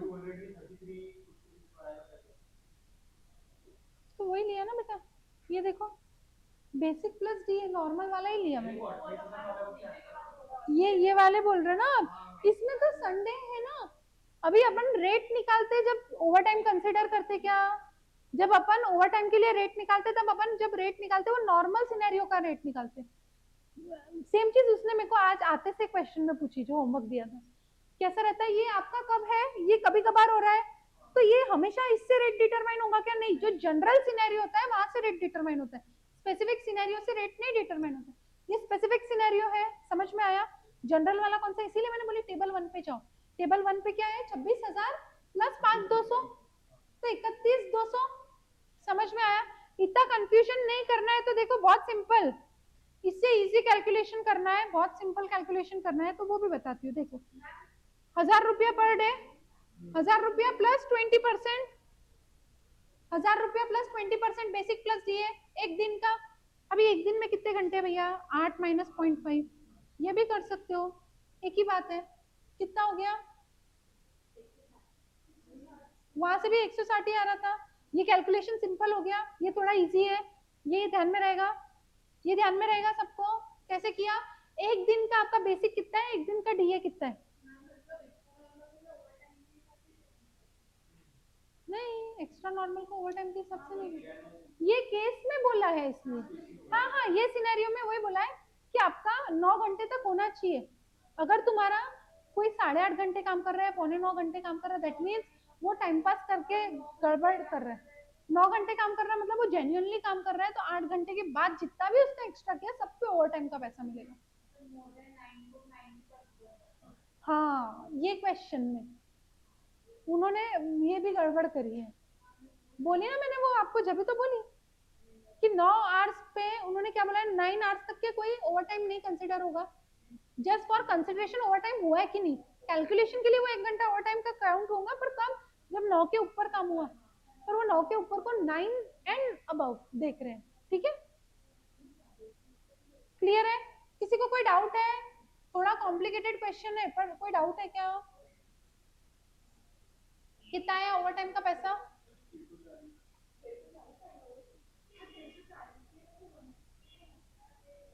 160 का रेट 2 घंटे, 160 का रेट 2 घंटे और डबल हो जाएगा रेट। 160 का नॉर्मल रेट है तो डबल रेट क्या हो गया, 320, 320 इंटू 2 घंटे 640। ठीक है, समझ में आया सबको? क्लियर है?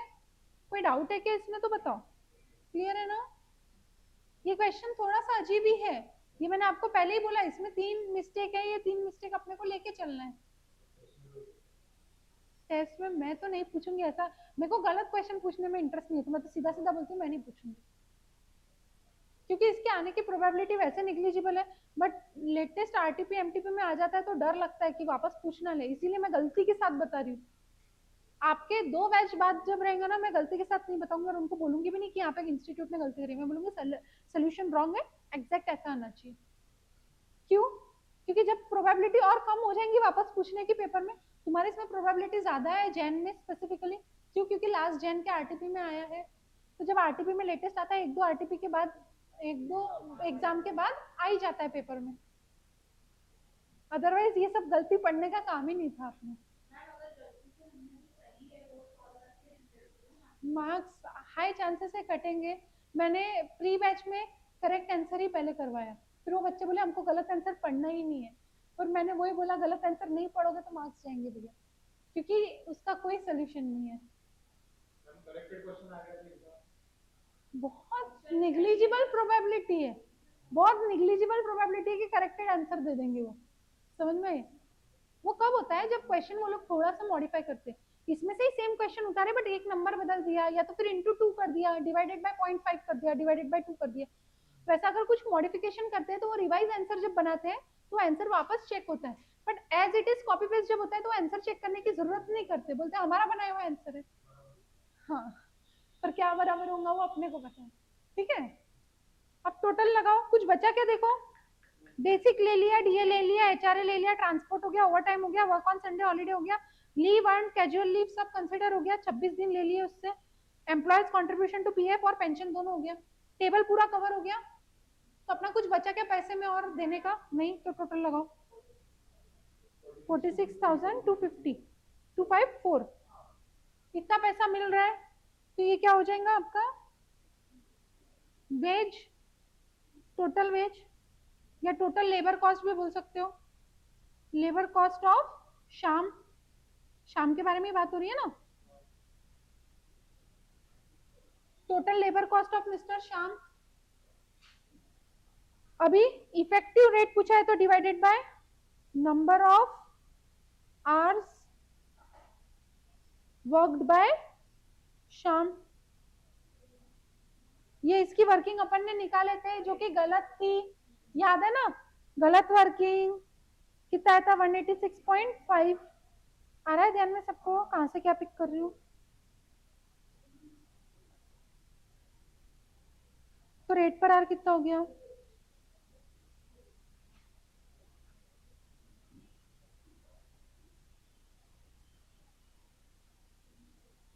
ये क्या आ जाएगा आपका इफेक्टिव वेज रेट पर आर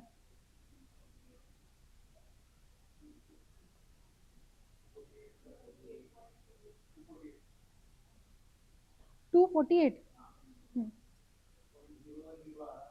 0.010 हाँ तो आपने पहले क्या करना चाहिए पहले पूरा ही लिखना चाहिए कभी भी 248.010 तो approximately 248 hours rupees per our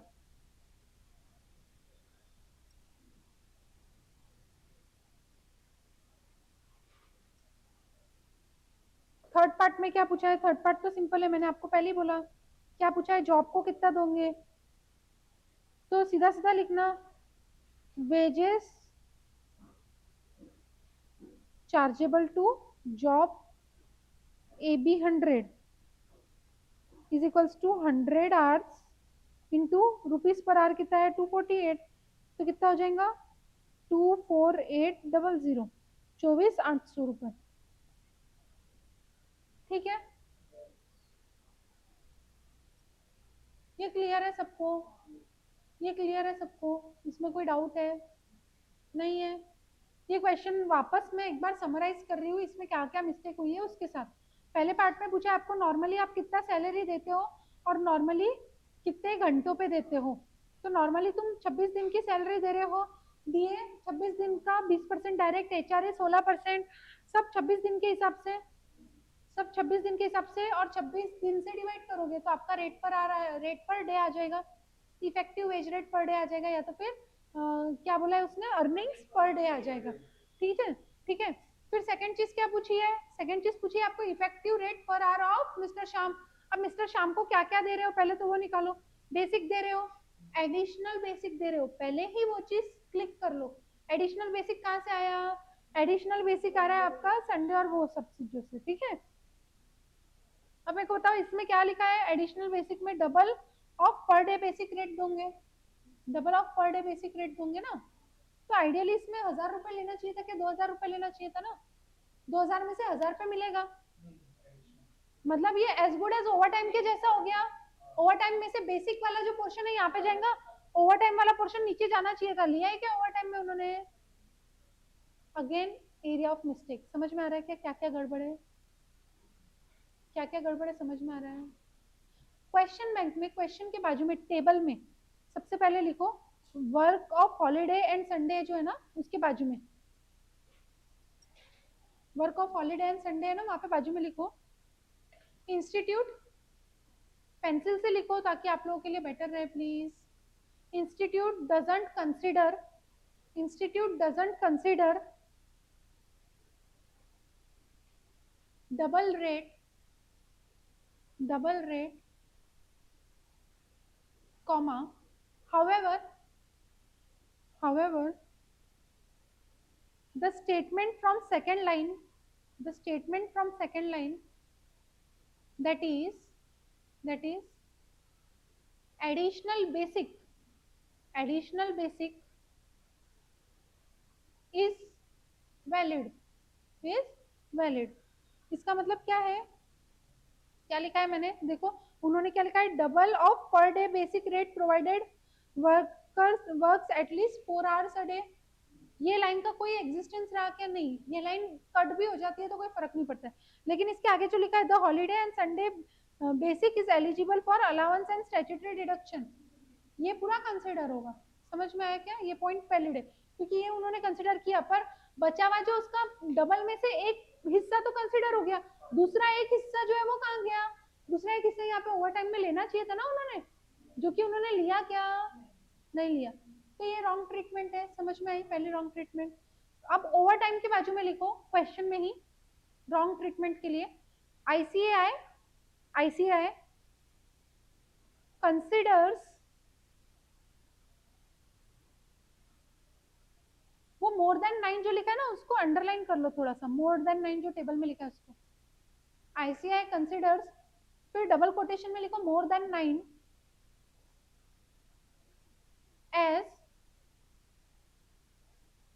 9 और मोर देन 9, या फिर आप लिख सकते हो इक्वल टू और ग्रेटर देन 9। कंसिडर्स 9 है मोर देन 9 एज 9 और ग्रेटर देन 9। समझ में आया क्या?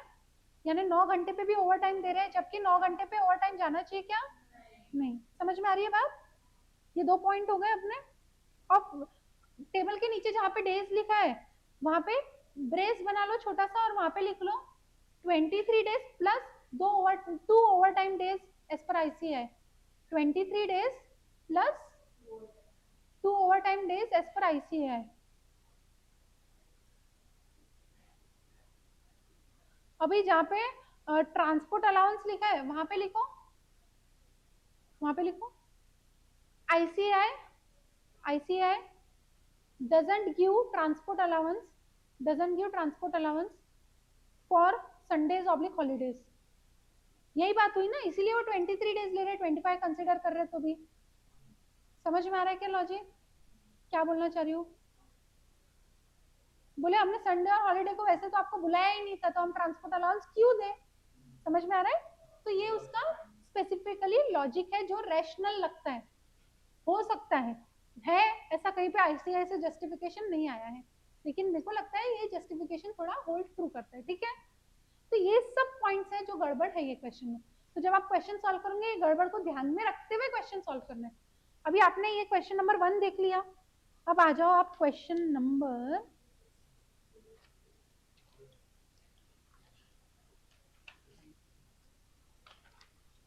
34 पे। क्वेश्चन नंबर 34 पे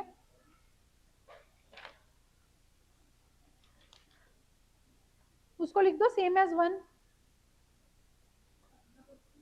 34 सेम एज 1, देन लिख दो 53 को भी सेम एज 1। 34 और 53 सेम एज 1। तो जो गलती 34 और 53 में है वही गलती उन्होंने यहाँ पे रिपीट की है। बेसिकली उन्होंने क्या किया, सेम क्वेश्चन उठा के डाला। पहले RTP नवंबर 20 में आया था वो क्वेश्चन, फिर आया आपके 34 में ना, MTP May 23 में आया, और फिर RTP Jan 26 में आया। 3 साल बाद वो क्वेश्चन डाल रहे हैं। तो अगर ये 3 साल में वो क्वेश्चन नहीं आया तो 3 साल बाद वापस MTP में आ जाएगा क्वेश्चन। ठीक है, जब सुधार के आ गया तो ठीक है, स्ट्रिक ब्रेक हो जाएंगी, नहीं तो फिर स्ट्रिक कंटिन्यू रहेंगी। ठीक है, अब अपन एक नया कॉन्सेप्ट पढ़ ले थोड़ा सा छोटा सा, फिर वो लोगों को भी बुला लेते हैं, नहीं तो वो लोग बोलेंगे हमको कास्ट आउट कर दिया। 2 घंटा, हाँ ठीक है ना। एक जल्दी से एक कॉन्सेप्ट समझ लेते हैं, बहुत प्यारा सा कॉन्सेप्ट है, नहीं तो बुला लो उनको, जन दो, लॉस क्यों करते हो उनको, बुला लो, सीख गए होंगे पनिशमेंट से, जाओ बुला लो, कोई एक जन जाके बुला के आओ प्लीज। परेशान करना मेरा इंटेंशन नहीं था उनको, बट जब तक आप लोग क्वेश्चन नंबर 4 पढ़ो, क्वेश्चन नंबर 4 रीड करो प्लीज।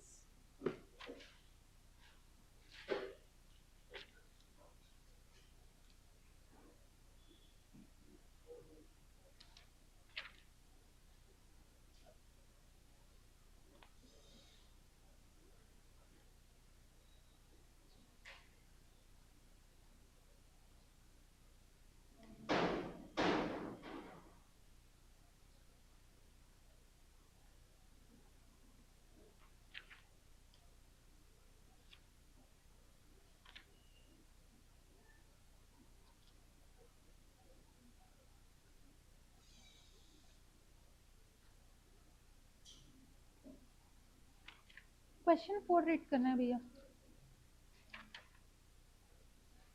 पढ़ रहे थे कि टाइम पास कर रहे थे वो लोग?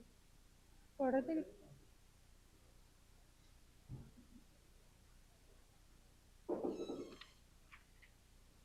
चलो क्विकली सेटल डाउन।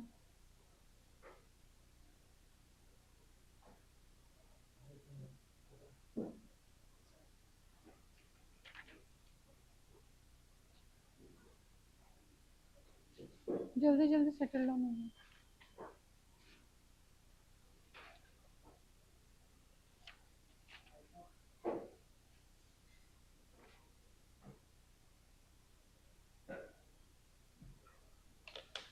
आ गए क्या सब लोग? कि कोई आने का गया?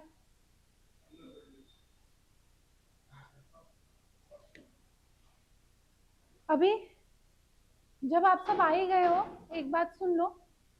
एक क्वेश्चन ही पढ़ा है मैंने, लेकिन वो क्वेश्चन थोड़ा सा ट्रिकी है और जनवरी के लिए वो थोड़ा क्रूशियल भी है, आने के चांसेस हैं। रिकॉर्डिंग ले लेना सर से और रिकॉर्डिंग देख लेना।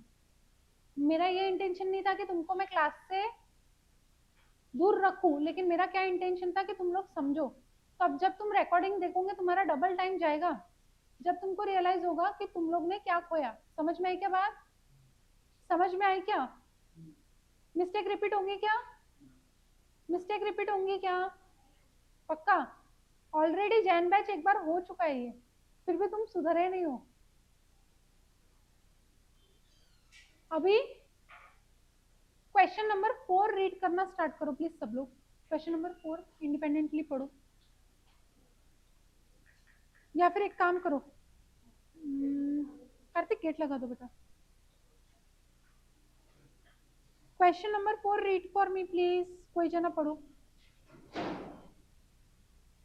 निहाल पढ़ो क्वेश्चन 4 जोर से।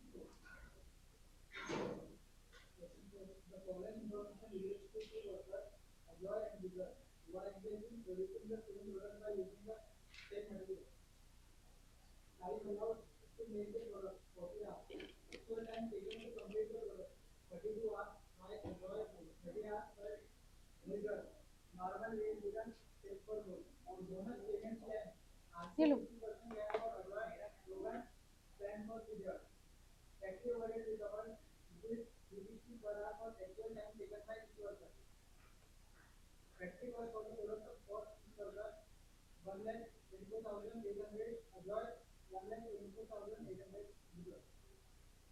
You are required to compute normal hourly wage rate, compute cost of material used. Basically आपको क्वेश्चन में क्या बोला है, दो जने ए और बी, अजय और विजय, अपन इजी पढ़ने के लिए ए और बी बोलेंगे। ए और बी दोनों जने मिलके सेम प्रोडक्ट बना रहे हैं, सेम काम कर रहे हैं, लेकिन उन लोगों को टाइम जो दिया है वो भी सेम दिया है 40 घंटा, लेकिन वो दोनों का इंसेंटिव स्कीम जो है वो अलग अलग है। ए को जो है वो हाल से पे होता है और बी को जो है वो रोवान से पे होता है, ठीक है। इंसेंटिव स्कीम अलग है, यानी बोनस स्कीम उनका अलग है।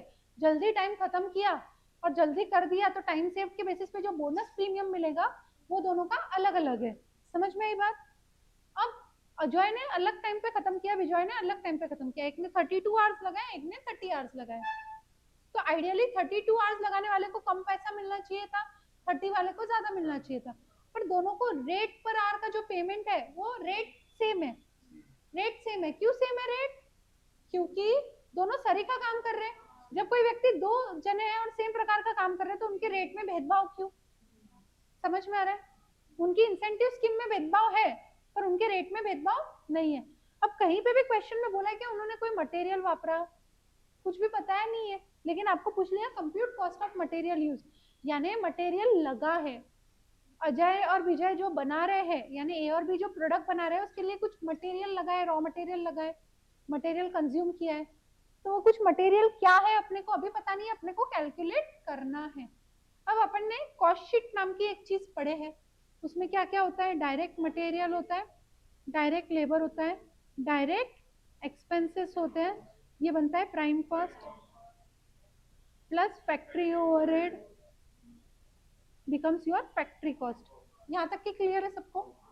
अभी आपको दिया है फैक्ट्री कॉस्ट कितना कितना है दोनों का, यानी दोनों का यहाँ का फाइनल टोटल दिया है कितना कितना है।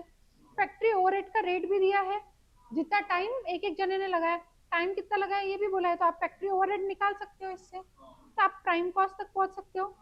अब डायरेक्ट एक्सपेंस के बारे में बात करिए क्या? कुछ भी क्वेश्चन में पूछा है क्या? तो कुछ भी नहीं है, डैश डैश नील। अभी अपने को लेबर और मटेरियल पता है क्या? नहीं पता है, तो अपने को करना क्या पड़ेगा, प्राइम कॉस्ट का अमाउंट जो आएगा is equal to direct material plus direct labour. यहाँ तक के क्लियर है सबको? Prime cost is equal to direct material plus direct labour. अब डायरेक्ट मटेरियल भी एक्स, अब दोनों सेम प्रोडक्ट बना रहे हैं तो दोनों को रॉ मटेरियल अलग अलग लगेगा क्या? Same.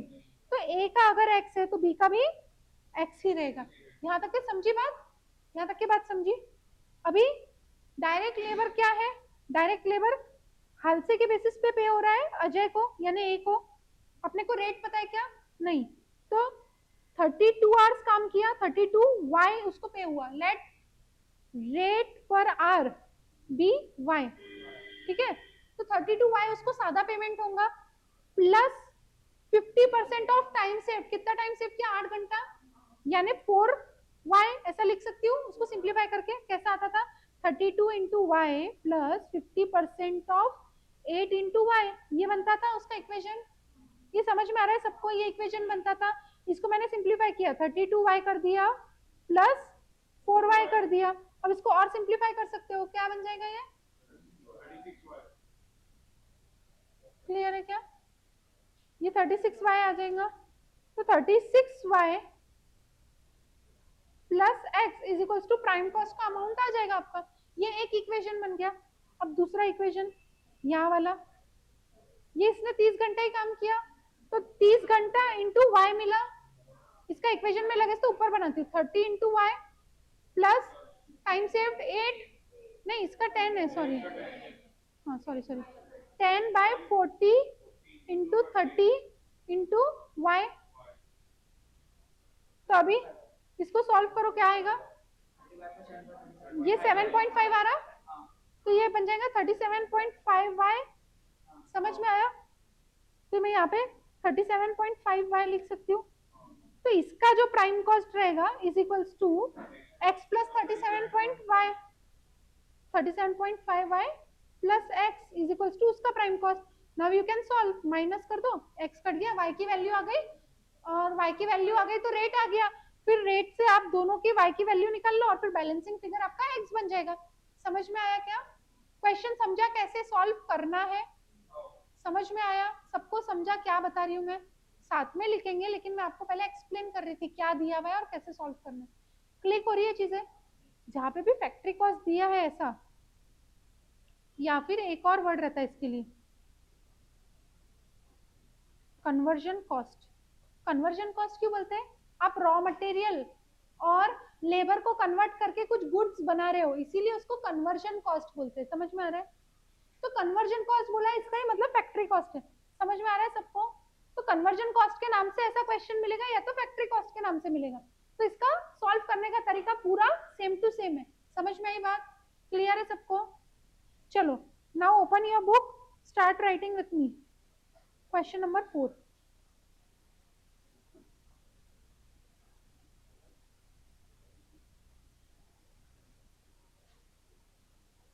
Question number 4,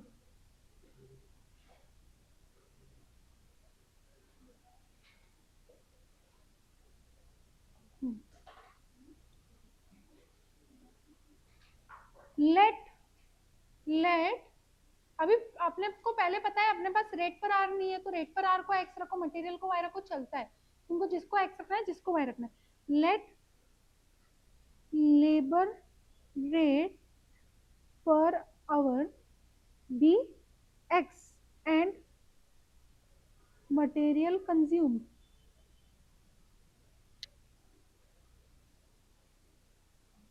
cost of material consumed be y,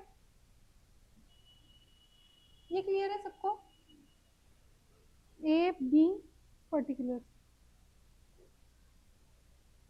direct material y और y, डायरेक्ट लेबर, फिर आपका आ जाएगा इसमें फैक्ट्री ओवरहेड और आ जाएगा फैक्ट्री कॉस्ट। मैं ऐसा क्यों लिख रही हूँ, क्योंकि बाकी की चीजें नहीं है इसमें, डायरेक्ट एक्सपेंस है क्या, नहीं है, तुम प्राइम कॉस्ट लिखो नहीं लिखो एक ही बात है, तुम्हारा कैलकुलेशन वैसे ही बनना है। अभी डायरेक्ट लेबर के लिए वर्किंग क्या बनाओगे, 32 hours into X plus 50% of 8 hours into X, अब यहाँ पे क्या लिखोगे 30 hours into X plus 10 by 40 into 30 into X, तो ये आपका हो गया था, कितना एक्स हुआ था 30, नहीं ये 37.5 था, 32 था, नहीं नहीं नहीं 36, हाँ 36x। यहाँ तक के सब क्लियर है?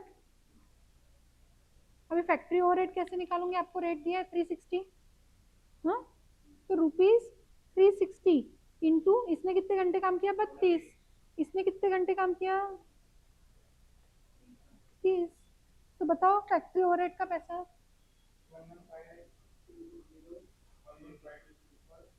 11520 10800 और आपको टोटल फैक्ट्री कॉस्ट दिया है कितना? 124,800 124,800।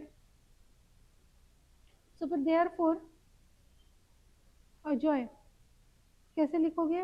y plus 36x plus 11520 is equals to 124,800।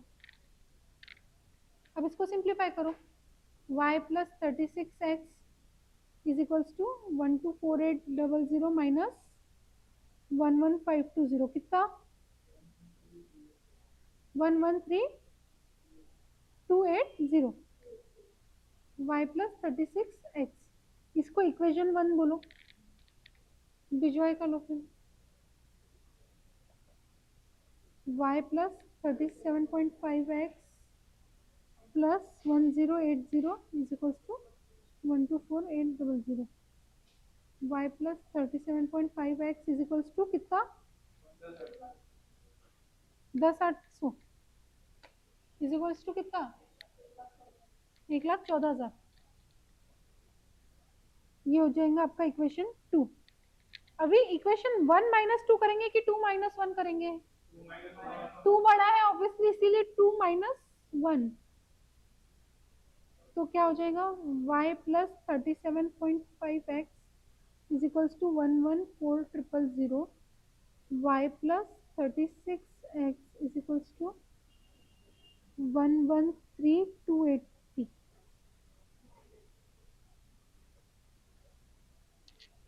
1.5x is equals to कितना? 720। तो x इज इक्वल्स टू कितना? 720 डिवाइडेड बाय 1.5, हाँ 480। तो 480 क्या हो गया आपका? देयरफॉर नॉर्मल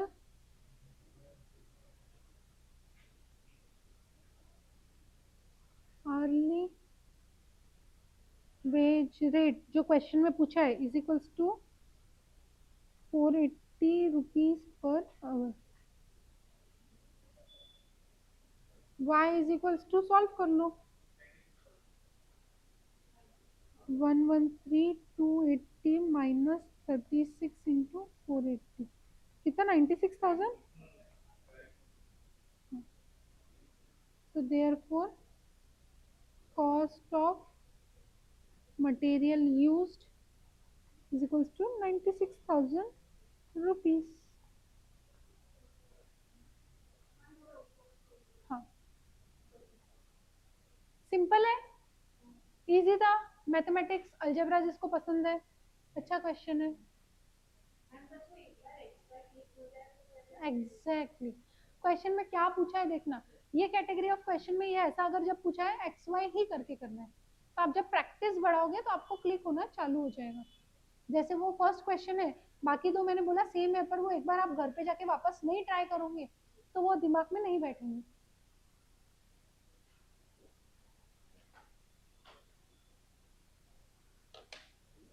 हो गया? हो गया?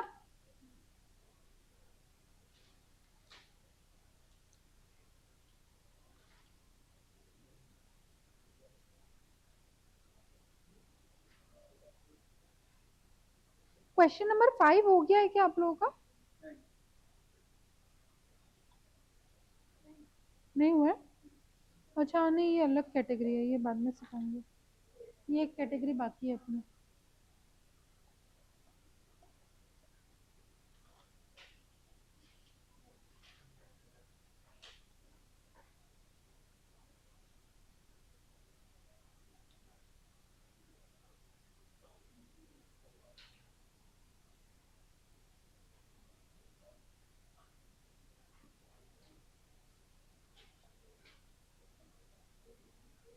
Question number 22. हाँ, कॉन्सेप्ट करते हैं. एक बार 22 देखो तो सही.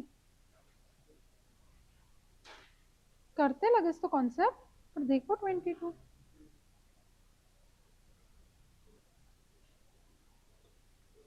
अपन ने अभी कौन सा क्वेश्चन किया? 4.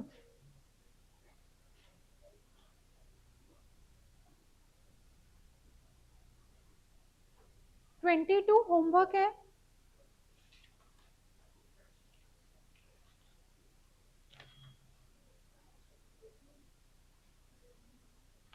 फिफ्टी सेवन पे आओ. नहीं, 64 पे आओ. सॉरी, 64 होमवर्क है. 22 होमवर्क बोला, 64 होमवर्क बोला. 69 भी होमवर्क है.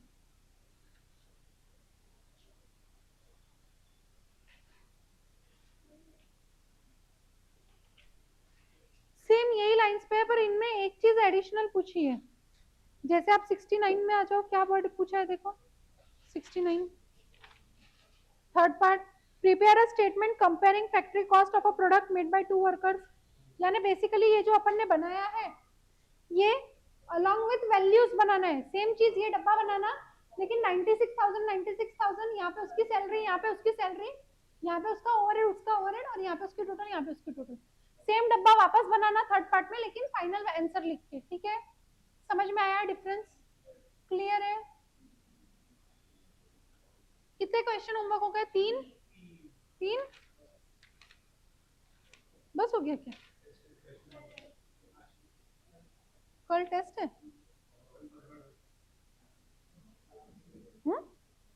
क्या टेस्ट है? काय की टेस्ट है? ऑडिट की? कौन सी टेस्ट? कल है क्या?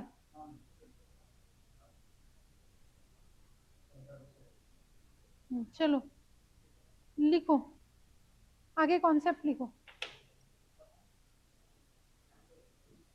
अभी अपना ना मेजरली कॉन्सेप्ट सारा खत्म हो गया है, एक्सेप्ट फॉर वन कॉन्सेप्ट. और अपने मेजरली दो मेन कैटेगरी ऑफ क्वेश्चन बचे हैं, जिसमें आगे सब कैटेगरीज है. जैसे अपन ने इन्वेंट्री टर्नओवर पढ़ा था मटेरियल में, वैसे ही लेबर टर्नओवर पढ़ना है अपने को लेबर में. ठीक है, तो अभी अपना बाकी सब हो गया है except for labour turnover.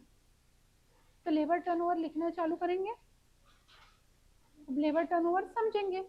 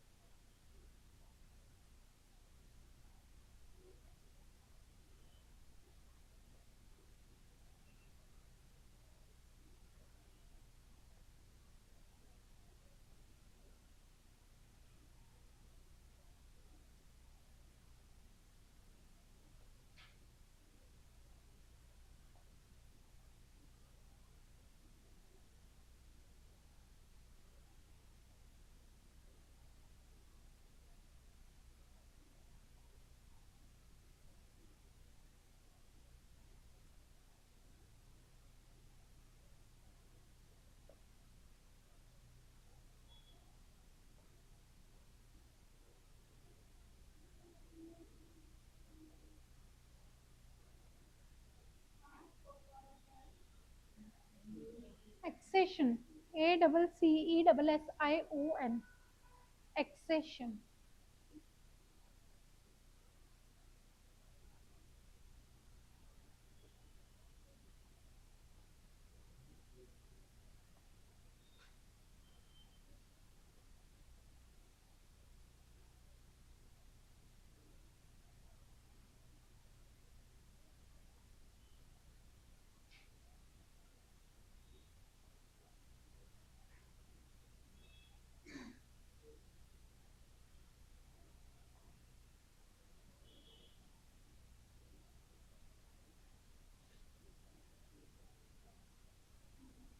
Flux.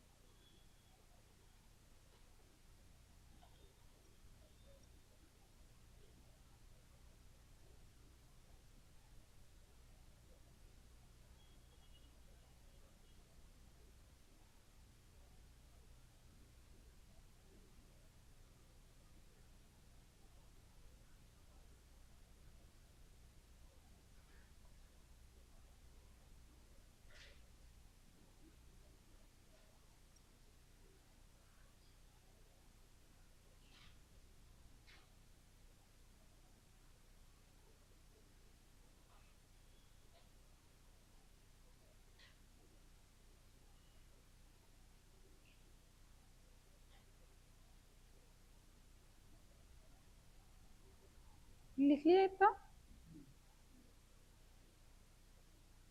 अब पूरा लिखा दूं कि पहले एक्सप्लेन करूं? थोड़ा सा ही लिखने का बचा है, पूरा लिखा दूं? ठीक है।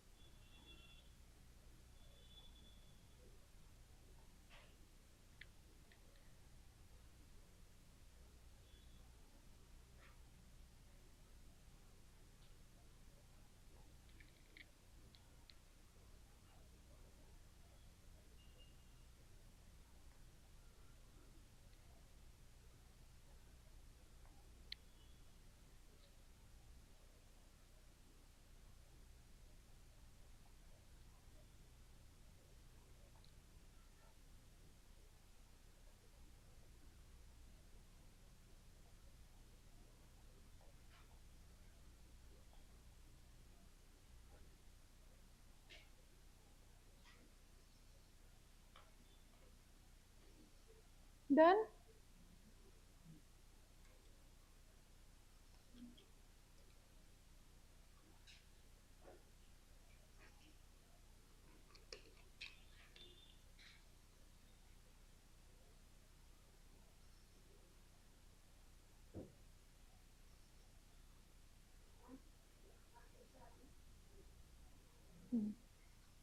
क्यों क्या हो गया ऑल ऑफ अ सडन?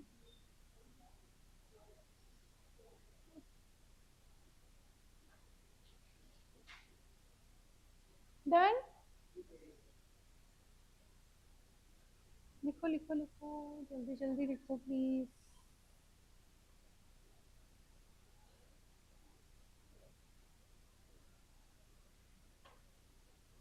ये लास्ट कॉन्सेप्ट वाइज कॉन्सेप्ट है जो लिखवाना था। अब इसके बाद एम्प्लॉय का कॉन्सेप्ट खत्म लिखने का। ये चैप्टर में और क्या है एम्प्लॉय के अलावा? तो डायरेक्ट एक्सपेंस का लिखने का बचा है, पर वो एक दिन में पूरा वाइंड अप हो जाएगा सब। ठीक है, हाँ। अभी एक्सप्लेनेशन पे आ जाते हैं। इन्वेंट्री टर्नओवर क्या होता था? What was inventory turnover? कितनी बार इन्वेंट्री प्रोडक्शन फ्लोर पे जा रही है, that is your inventory turnover. यानी कितनी बार आपका रोल आउट हो रहा है इन्वेंट्री का, कितने बार स्टॉक भर रहे हो और स्टॉक खत्म हो रहा है। अभी एम्प्लॉय टर्नओवर का मतलब क्या है? कितनी बार तुम एम्प्लॉय भर रहे हो और एम्प्लॉय खत्म हो रहे हैं। एम्प्लॉय खत्म हो जाते हैं क्या? नहीं, वो छोड़ के चले जाते हैं। इसीलिए इन्वेंट्री टर्नओवर बार बार होना या इन्वेंट्री टर्नओवर ज्यादा होना अच्छा था कि आपका स्टॉक जो है वो खत्म हो रहा था, इसका मतलब था प्रोडक्शन अच्छा कर रहे हो। पर एम्प्लॉय बार बार छोड़ के जाएगा, वो अच्छा है क्या? बुरी बात है। क्यों बुरी बात है? मैंने एक एम्प्लॉय रखा, उसको मैंने गाइड किया कि मेरे भी आप में ऐसे ऐसे नोट्स बनाओ। उन्होंने नोट्स बनाए, 2 दिन बनाए, तीसरे दिन भाग गया। अब दूसरे एम्प्लॉय को मैंने हायर किया, उसको मैं वापस समझाऊं मेरा क्या रिक्वायरमेंट है नोट का, कैसे नोट्स लिखना है। समझ में आ रहा है? हर बार एक जब नया एम्प्लॉय आता है पुराने की जगह पे, तो उसको मेरे को ट्रेन करना पड़ता है। तो हर पुराना एम्प्लॉय जो गया उसके अगेंस्ट मेरे को ज्यादा खर्चा लग गया। वो सीखने के बाद गया तो उसको मैंने सिखाया, उसका खर्चा मेरे सिर में मंड गया, यानी मेरे को एक्स्ट्रा खर्चा लग गया उनको ट्रेन करने का। जब आप आगे जाके जॉब करोगे, कौन जॉब करना चाहता है? कौन कौन जॉब करना चाहता है? कभी भी लाइफ में इनिशियल ईयर्स, कभी भी एक आध साल आधा साल करना है, कुछ नहीं करना है अपने को। बरखा नहीं करना है जॉब। जब आप लोग जॉब करने जाओगे तो क्या होगा? आपको स्टार्टिंग में पहला हफ्ता पूरा ट्रेनिंग दी जाएगी कि भैया आपको कैसे क्लाइंट के सामने बिहेव करना है, आपको कैसे कपड़े पहन के जाना है। वहां से लेके तो ये सब कौन बनाएगा? ये ओरिएंटेशन प्रोग्राम में बताते हैं, वो एक दिन में सल्टा देते।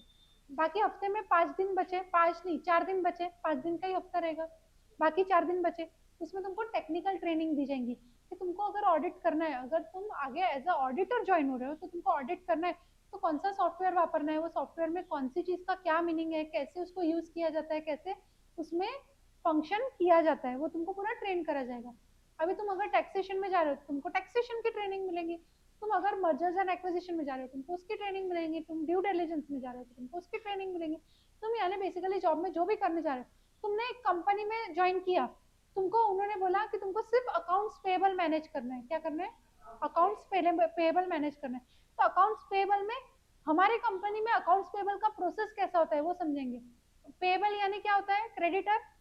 क्रेडिटर क्रेडिटर से अपन माल लेते हैं, तो वो तुमको पूरी स्टोरी बताएगा कि भैया परचेस रिक्विजिशन आता है, फिर परचेस ऑर्डर जाता है, फिर हम माल लेने जाते हैं, 4-5 कोटेशन लेते हैं, फिर हमको जो कोटेशन अच्छा लगता है उससे हम परचेस ऑर्डर से फाइनलाइज करते हैं। फिर फाइनलाइज होने के बाद हमारा कैसे एग्रीमेंट बनता है, वो एग्रीमेंट बनने के बाद हम आगे कैसे प्रोसीड करते हैं, ऐसा पूरा तुमको साइकिल समझाएंगा। काय का? पेबल्स का साइकिल, कि पेबल्स से माल खरीदने की डेट से लेके तो पेबल्स को पैसा देने तक पेबल्स रहते हैं बुक में। जिस दिन माल खरीदा उस दिन अकाउंट्स पेबल बन गए, और जिस दिन पैसा दे दिया अकाउंट्स पेबल को उस दिन पेबल खत्म हो गए। राइट? तो वो उसकी पूरी साइकिल एक्सप्लेन करेगा आपको। तो हर कंपनी की अपनी ये साइकिल होती है, हर कंपनी का अपना उसका ट्रेनिंग होता है कि हमारे कंपनी में कैसे फंक्शन किया जाता है, हमारे कंपनी में कैसे डॉक्यूमेंट्स बनाए जाते हैं। तो ये सब ट्रेनिंग में वो तुम्हारा टाइम वेस्ट कराएंगे, खुद का टाइम वेस्ट कराएंगे, जो ट्रेन करेगा वो अगर तुमको ट्रेन नहीं करता तो कुछ और काम कर लेता, उसके अगेंस्ट उसका पैसा बन जाता। स्पेशली बहुत सारे कंपनीज में ओरिएंटेशन प्रोग्राम होता है, ट्रेनिंग में एक पार्ट जो मैंने आपको बोला, how to behave in front of clients and how to be presentable in front of clients, उसके लिए एक्सटर्नल स्पीकर को हायर किया जाता है। तो बाहर वाला व्यक्ति आता है, वो पैसे लेंगे ट्रेनिंग के लिए, तो वो कंपनी को खर्चा पड़ रहा है ट्रेनिंग का, तो कंपनी तुमको ट्रेन कर रही है हफ्ता भर बिना कुछ काम दिए पगार दे रही, वो भी उसके लिए खर्चा है। तो ये सब जो खर्चे कंपनी कर रही है वो तुम उससे खर्चे करवा रहे हो, महीना भर काम किया नहीं किया तुम छोड़ के चल जा रहे हो, तो कंपनी का तो नुकसान हो गया ना। अब दूसरा व्यक्ति को हायर करेंगे, उसको भी ट्रेन करना जरूरी है, वो क्या सीख के आएगा क्या, उसको सिखाना पड़ेगा। समझ में आ रहा है? तो हर बार कंपनी को जब पुराना एम्प्लॉय जाता है तो उसके अगेंस्ट कॉस्ट पड़ जाता है, जो उसको ट्रेन किया था अननेसेसरी कॉस्ट हो गया, और उसके अगेंस्ट जब नया एम्प्लॉय आएगा तो उसको ट्रेन करना पड़ेगा, उसका भी खर्चा लगेगा। समझ में आ रहा है? तो ये सब कंपनी के खर्चे रहते हैं, तो वो खर्चे बढ़ जाते हैं जब एम्प्लॉय टर्नओवर होता है बड़ा, तो इसीलिए एम्प्लॉय टर्नओवर ज्यादा होएगा अच्छा नहीं है। प्लस ये तो फाइनेंशियल टर्म्स में हुआ, नॉन फाइनेंशियल टर्म्स में क्या होता है, रेपुटेशन, लॉस ऑफ रेपुटेशन। कोई कंपनी में से एम्प्लॉय बार बार छोड़ के जाता है तो वो कंपनी की वैल्यू कम हो जाती है। अगर एम स्क्वायर पे बार बार फैकल्टी चेंज हो फॉर अ पर्टिकुलर सब्जेक्ट, तो आप लोग क्या बोलोगे, एक फैकल्टी पे टिक के नहीं रह रही है एम स्क्वायर, एक ढंग की फैकल्टी नहीं लेके आई हमारे लिए, बार बार बदलती जा रही है, रेपुटेशन डाउन होता है। नहीं होता है, स्कूल में भी बहुत सी बार होता है, टीचर्स चेंज होती है तो रेपुटेशन डाउन हो जाता है। बहुत सी बार आप लोग आपका कोई फेवरेट शो देखते हो और वो शो का लीड कैरेक्टर चेंज हो जाता है, कोई दूसरा चेहरा लेके आते हैं, तो ऐसा बोलते हो ना, ये अच्छा नहीं लग रहा है, पहला वाला व्यक्ति अच्छा था। सबके साथ ये कोई ना कोई तरीके से रिजेंबल कर सकते हो, हाँ या नहीं? आपके घर में जैसे नॉर्मली जो मेड आती है, फॉर एग्जांपल कोई कुक आती है, आपके मम्मी ने उसको पूरा गाइड करके रखा है कि कहाँ से सब्जी लेना है, कितनी हमको आटा लगता, कितनी रोटियां बनाना है, ये वो, और फिर ऑल ऑफ अ सडन वो छोड़ के चली गई, तो दूसरी बाई को ट्रेन करना पड़ेगा कि नहीं करना पड़ेगा? दूसरी कुक को बताना पड़ेगा, भैया आटा यहाँ पे रखा रहता है, नमक का ये डब्बा है, नहीं तो वो पहले दिन से अपने आप कर पाएंगे क्या कोई चीज? तो उसको ट्रेनिंग में एक दो दिन जाएंगे, आपकी मम्मी का टाइम वेस्ट होगा वहां पे, टाइम जो जाएगा वो तो एडिशनल कॉस्ट गया ही, उसको ट्रेन करने का भी कॉस्ट गया। समझ में आ रहा है क्या? लॉजिक समझ में आ रहा है मैं क्या बोलना चाह रही हूँ? तो एम्प्लॉय टर्नओवर अच्छा क्यों नहीं होता है, आप समझा क्या? लॉस ऑफ रेपुटेशन होती है। बार बार तुम्हारे घर में कोई बाई छोड़ के जा रही है तो बायो के ग्रुप में क्या बन जाता है, इसके घर में कोई बाई टिकती नहीं है, अब उनको इनके घर में जाना नहीं है, ये कोई बाई को टिकने नहीं देते, ऐसा एक अपना इमेज हो जाता है, बैडविल बन जाता है। वैसे ही कंपनी में भी बैडविल बन जाता है, ये कंपनी में कोई एम्प्लॉय ज्यादा टिकते नहीं है, बार बार चेंज होता है। किसके सामने होगा? अगर मैं फेस ऑफ द कंपनी हूँ, मैं फेस ऑफ द कंपनी हूँ मतलब मैं कंपनी का एम्प्लॉय हूँ, मैं तुम्हारे सामने as a representative of company ही हूँ, जैसे एम स्क्वायर के केस में। पर अगर बार बार तुम्हारे सामने कोई दूसरा रिप्रेजेंटेटिव है, आज मैं पढ़ा रही कॉस्टिंग, कल कोई दूसरा पढ़ेगा, परसों कोई तीसरा पढ़ेगा, तो तुम क्या बोलोगे, कंसिस्टेंसी ही नहीं है कंपनी में, एक ही व्यक्ति नहीं आ रहा। अभी तो तुम स्टूडेंट लेवल पे हो तो फिर भी चल जाएगा, अभी तुम ये सोचो कोई कंपनी है और तुम एज अ ऑडिटर जा रहे हो, आज एक बंदा गया एज अ ऑडिटर, उसको सब कंपनी वालों ने समझाया कि हमारे ऐसा फंक्शन होता है, ऐसा होता है, ये होता है, सब सीख के गया, दूसरे दिन से वो गायब, दूसरे दिन दूसरा व्यक्ति गया, उसको वो क्लाइंट वापस पूरा समझाएगा हमारी कंपनी ऐसे करती है वैसे करती है, फिर तीसरे दिन कोई तीसरा व्यक्ति, चौथे दिन क्लाइंट क्या बोलेगा, आओ ही मत हमारे यहाँ पे। समझ में आया क्या? अपनी बैडविल बन जाती है, तो बैडविल भी अपने लिए बहुत खराब होती है, तो एम्प्लॉय टर्नओवर कंपनी के लिए इसीलिए हानिकारक होता है। समझ में आया? तो ज्यादा employee turnover is not good. ठीक है, अब एम्प्लॉय टर्नओवर में अलग अलग तरीके होते हैं उसको कैलकुलेट करने के, क्या होता है, कैलकुलेट करने के अलग अलग तरीके होते हैं जिसको मेथड्स बोलते हैं, अलग अलग तरीकों को मेथड्स बोलेंगे। उसको कैलकुलेट करने के लिए फॉर्मूला दिया हुआ है, पहला है सेपरेशन मेथड। अब देखो मैंने नीचे एक्सप्लेन किया है, सेपरेशन मतलब क्या है, ऐसे एम्प्लॉयज जो छोड़ के चले गए उसको बोलेंगे सेपरेशन। तो सेपरेशन मेथड में हम क्या देखेंगे कि साल के पहले दिन को कितने एम्प्लॉयज थे, साल के अंत में कितने एम्प्लॉयज हैं, यानी कितने एम्प्लॉयज छोड़ के गए साल भर में, वो number of employees separated from the organisation, यानी छोड़ के चले गए, या तो लेफ्ट या तो टर्मिनेटेड, या तो खुद से चले गए या तो निकाल दिया गया। ठीक है, या तो खुद से चले गए या तो निकाल दिया गया। जो एम्प्लॉयज छोड़ के चले गए वो सब एम्प्लॉयज आ जाएंगे सेपरेटेड एम्प्लॉयज में। तो इसका फॉर्मूला क्या बन जाएगा, number of employees separated numerator divided by average workforce. Workforce मतलब number of employees, average number of employees क्या कैसे निकालेंगे, opening number of employees closing number of employees divided by 2। ठीक है, तो average on an average company में इतने employees थे थ्रू आउट द ईयर, ऐसा उसका मीनिंग होता है। तो साल भर में डिनोमिनेटर निकालते हैं, इतने एम्प्लॉयज थे अंदाजन, उसमें से इतने छोड़ के गए, तो अपने कितना रेशियो है छोड़ के जाने का, that ratio becomes your separation method या सेपरेशन टर्नओवर। समझ में आया? समझा सेपरेशन टर्नओवर क्या है? अभी वैसे ही सेपरेशन का भाई है रिप्लेसमेंट। अब सेपरेशन से एक स्टेप आगे, कोई व्यक्ति छोड़ के जा रहा है लेकिन उसकी जगह पे हमको किसी दूसरे की जरूरत है। अगर कोई व्यक्ति छोड़ के गया और उसके छोड़ के जाने से हमको कोई फर्क नहीं पड़ रहा है, दूसरा व्यक्ति रखने की जरूरत नहीं है, तो वो सेपरेशन हो गया। लेकिन कोई व्यक्ति अगर छोड़ के गया, उसके अगेंस्ट कोई दूसरा व्यक्ति रखना जरूरी है, तो वो रिप्लेसमेंट में आ जाएगा। जैसे फॉर एग्जाम्पल एम स्क्वायर के लिए वॉचमैन भैया है, वो छोड़ के चले गए, सेपरेशन चलेगा। अगर कॉस्टिंग की फैकल्टी छोड़ के चली गई तो रिप्लेसमेंट लाना पड़ेगा, जो गया उसके अगेंस्ट कोई नया आएगा।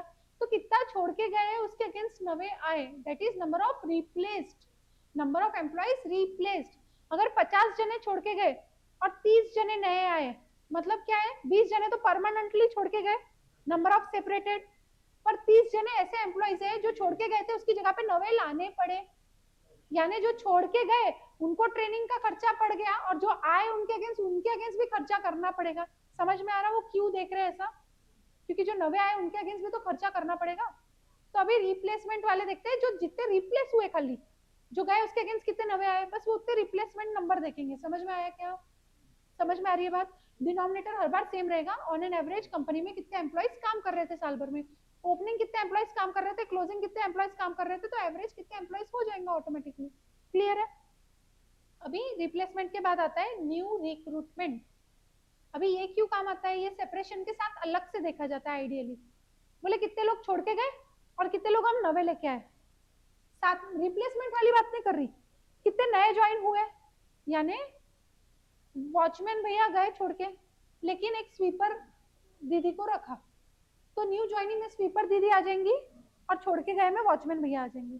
कॉस्टिंग की फैकल्टी गई तो उसका रिप्लेसमेंट ही करना पड़ेगा, वो ना न्यू रिक्रूटमेंट में जाएगा ना वो सेपरेशन में जाएगा। न्यू रिक्रूटमेंट में कब था कॉस्टिंग? जब नया स्टार्ट किया था बिजनेस। समझ में आया? यानी क्लिक हो रही है चीजें, कब क्या कंसिडर करना है, डिफरेंस समझ में आ रहा है सबके बीच में? न्यू रिक्रूटमेंट मतलब फ्रेश एंट्री, जो रिप्लेसमेंट के अलावा नवे एम्प्लॉइज आए। 50 एम्प्लॉय आए कंपनी में, पर 30 ऐसे लोग हैं जो रिप्लेसमेंट पे आए हुए, यानी 20 ही नवे एम्प्लॉय आए। समझ में आ रहा है क्या?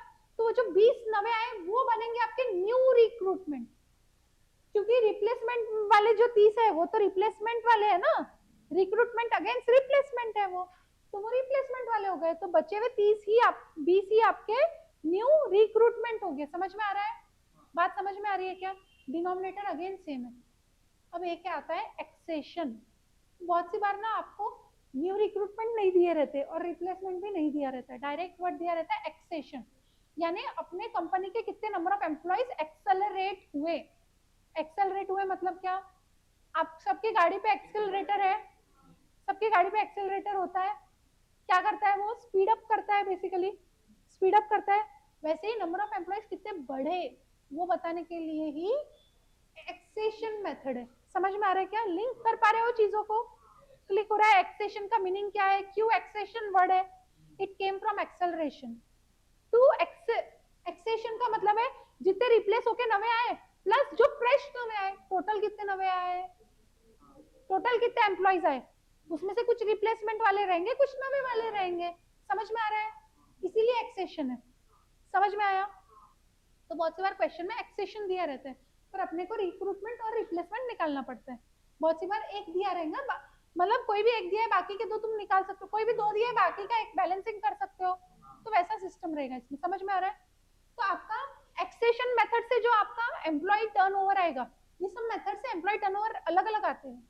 एक्सेशन मेथड से जो एम्प्लॉय टर्नओवर आएगा that is summation of replacement method से employee turnover plus recruitment method से एम्प्लॉय टर्नओवर। समझ में आया क्या?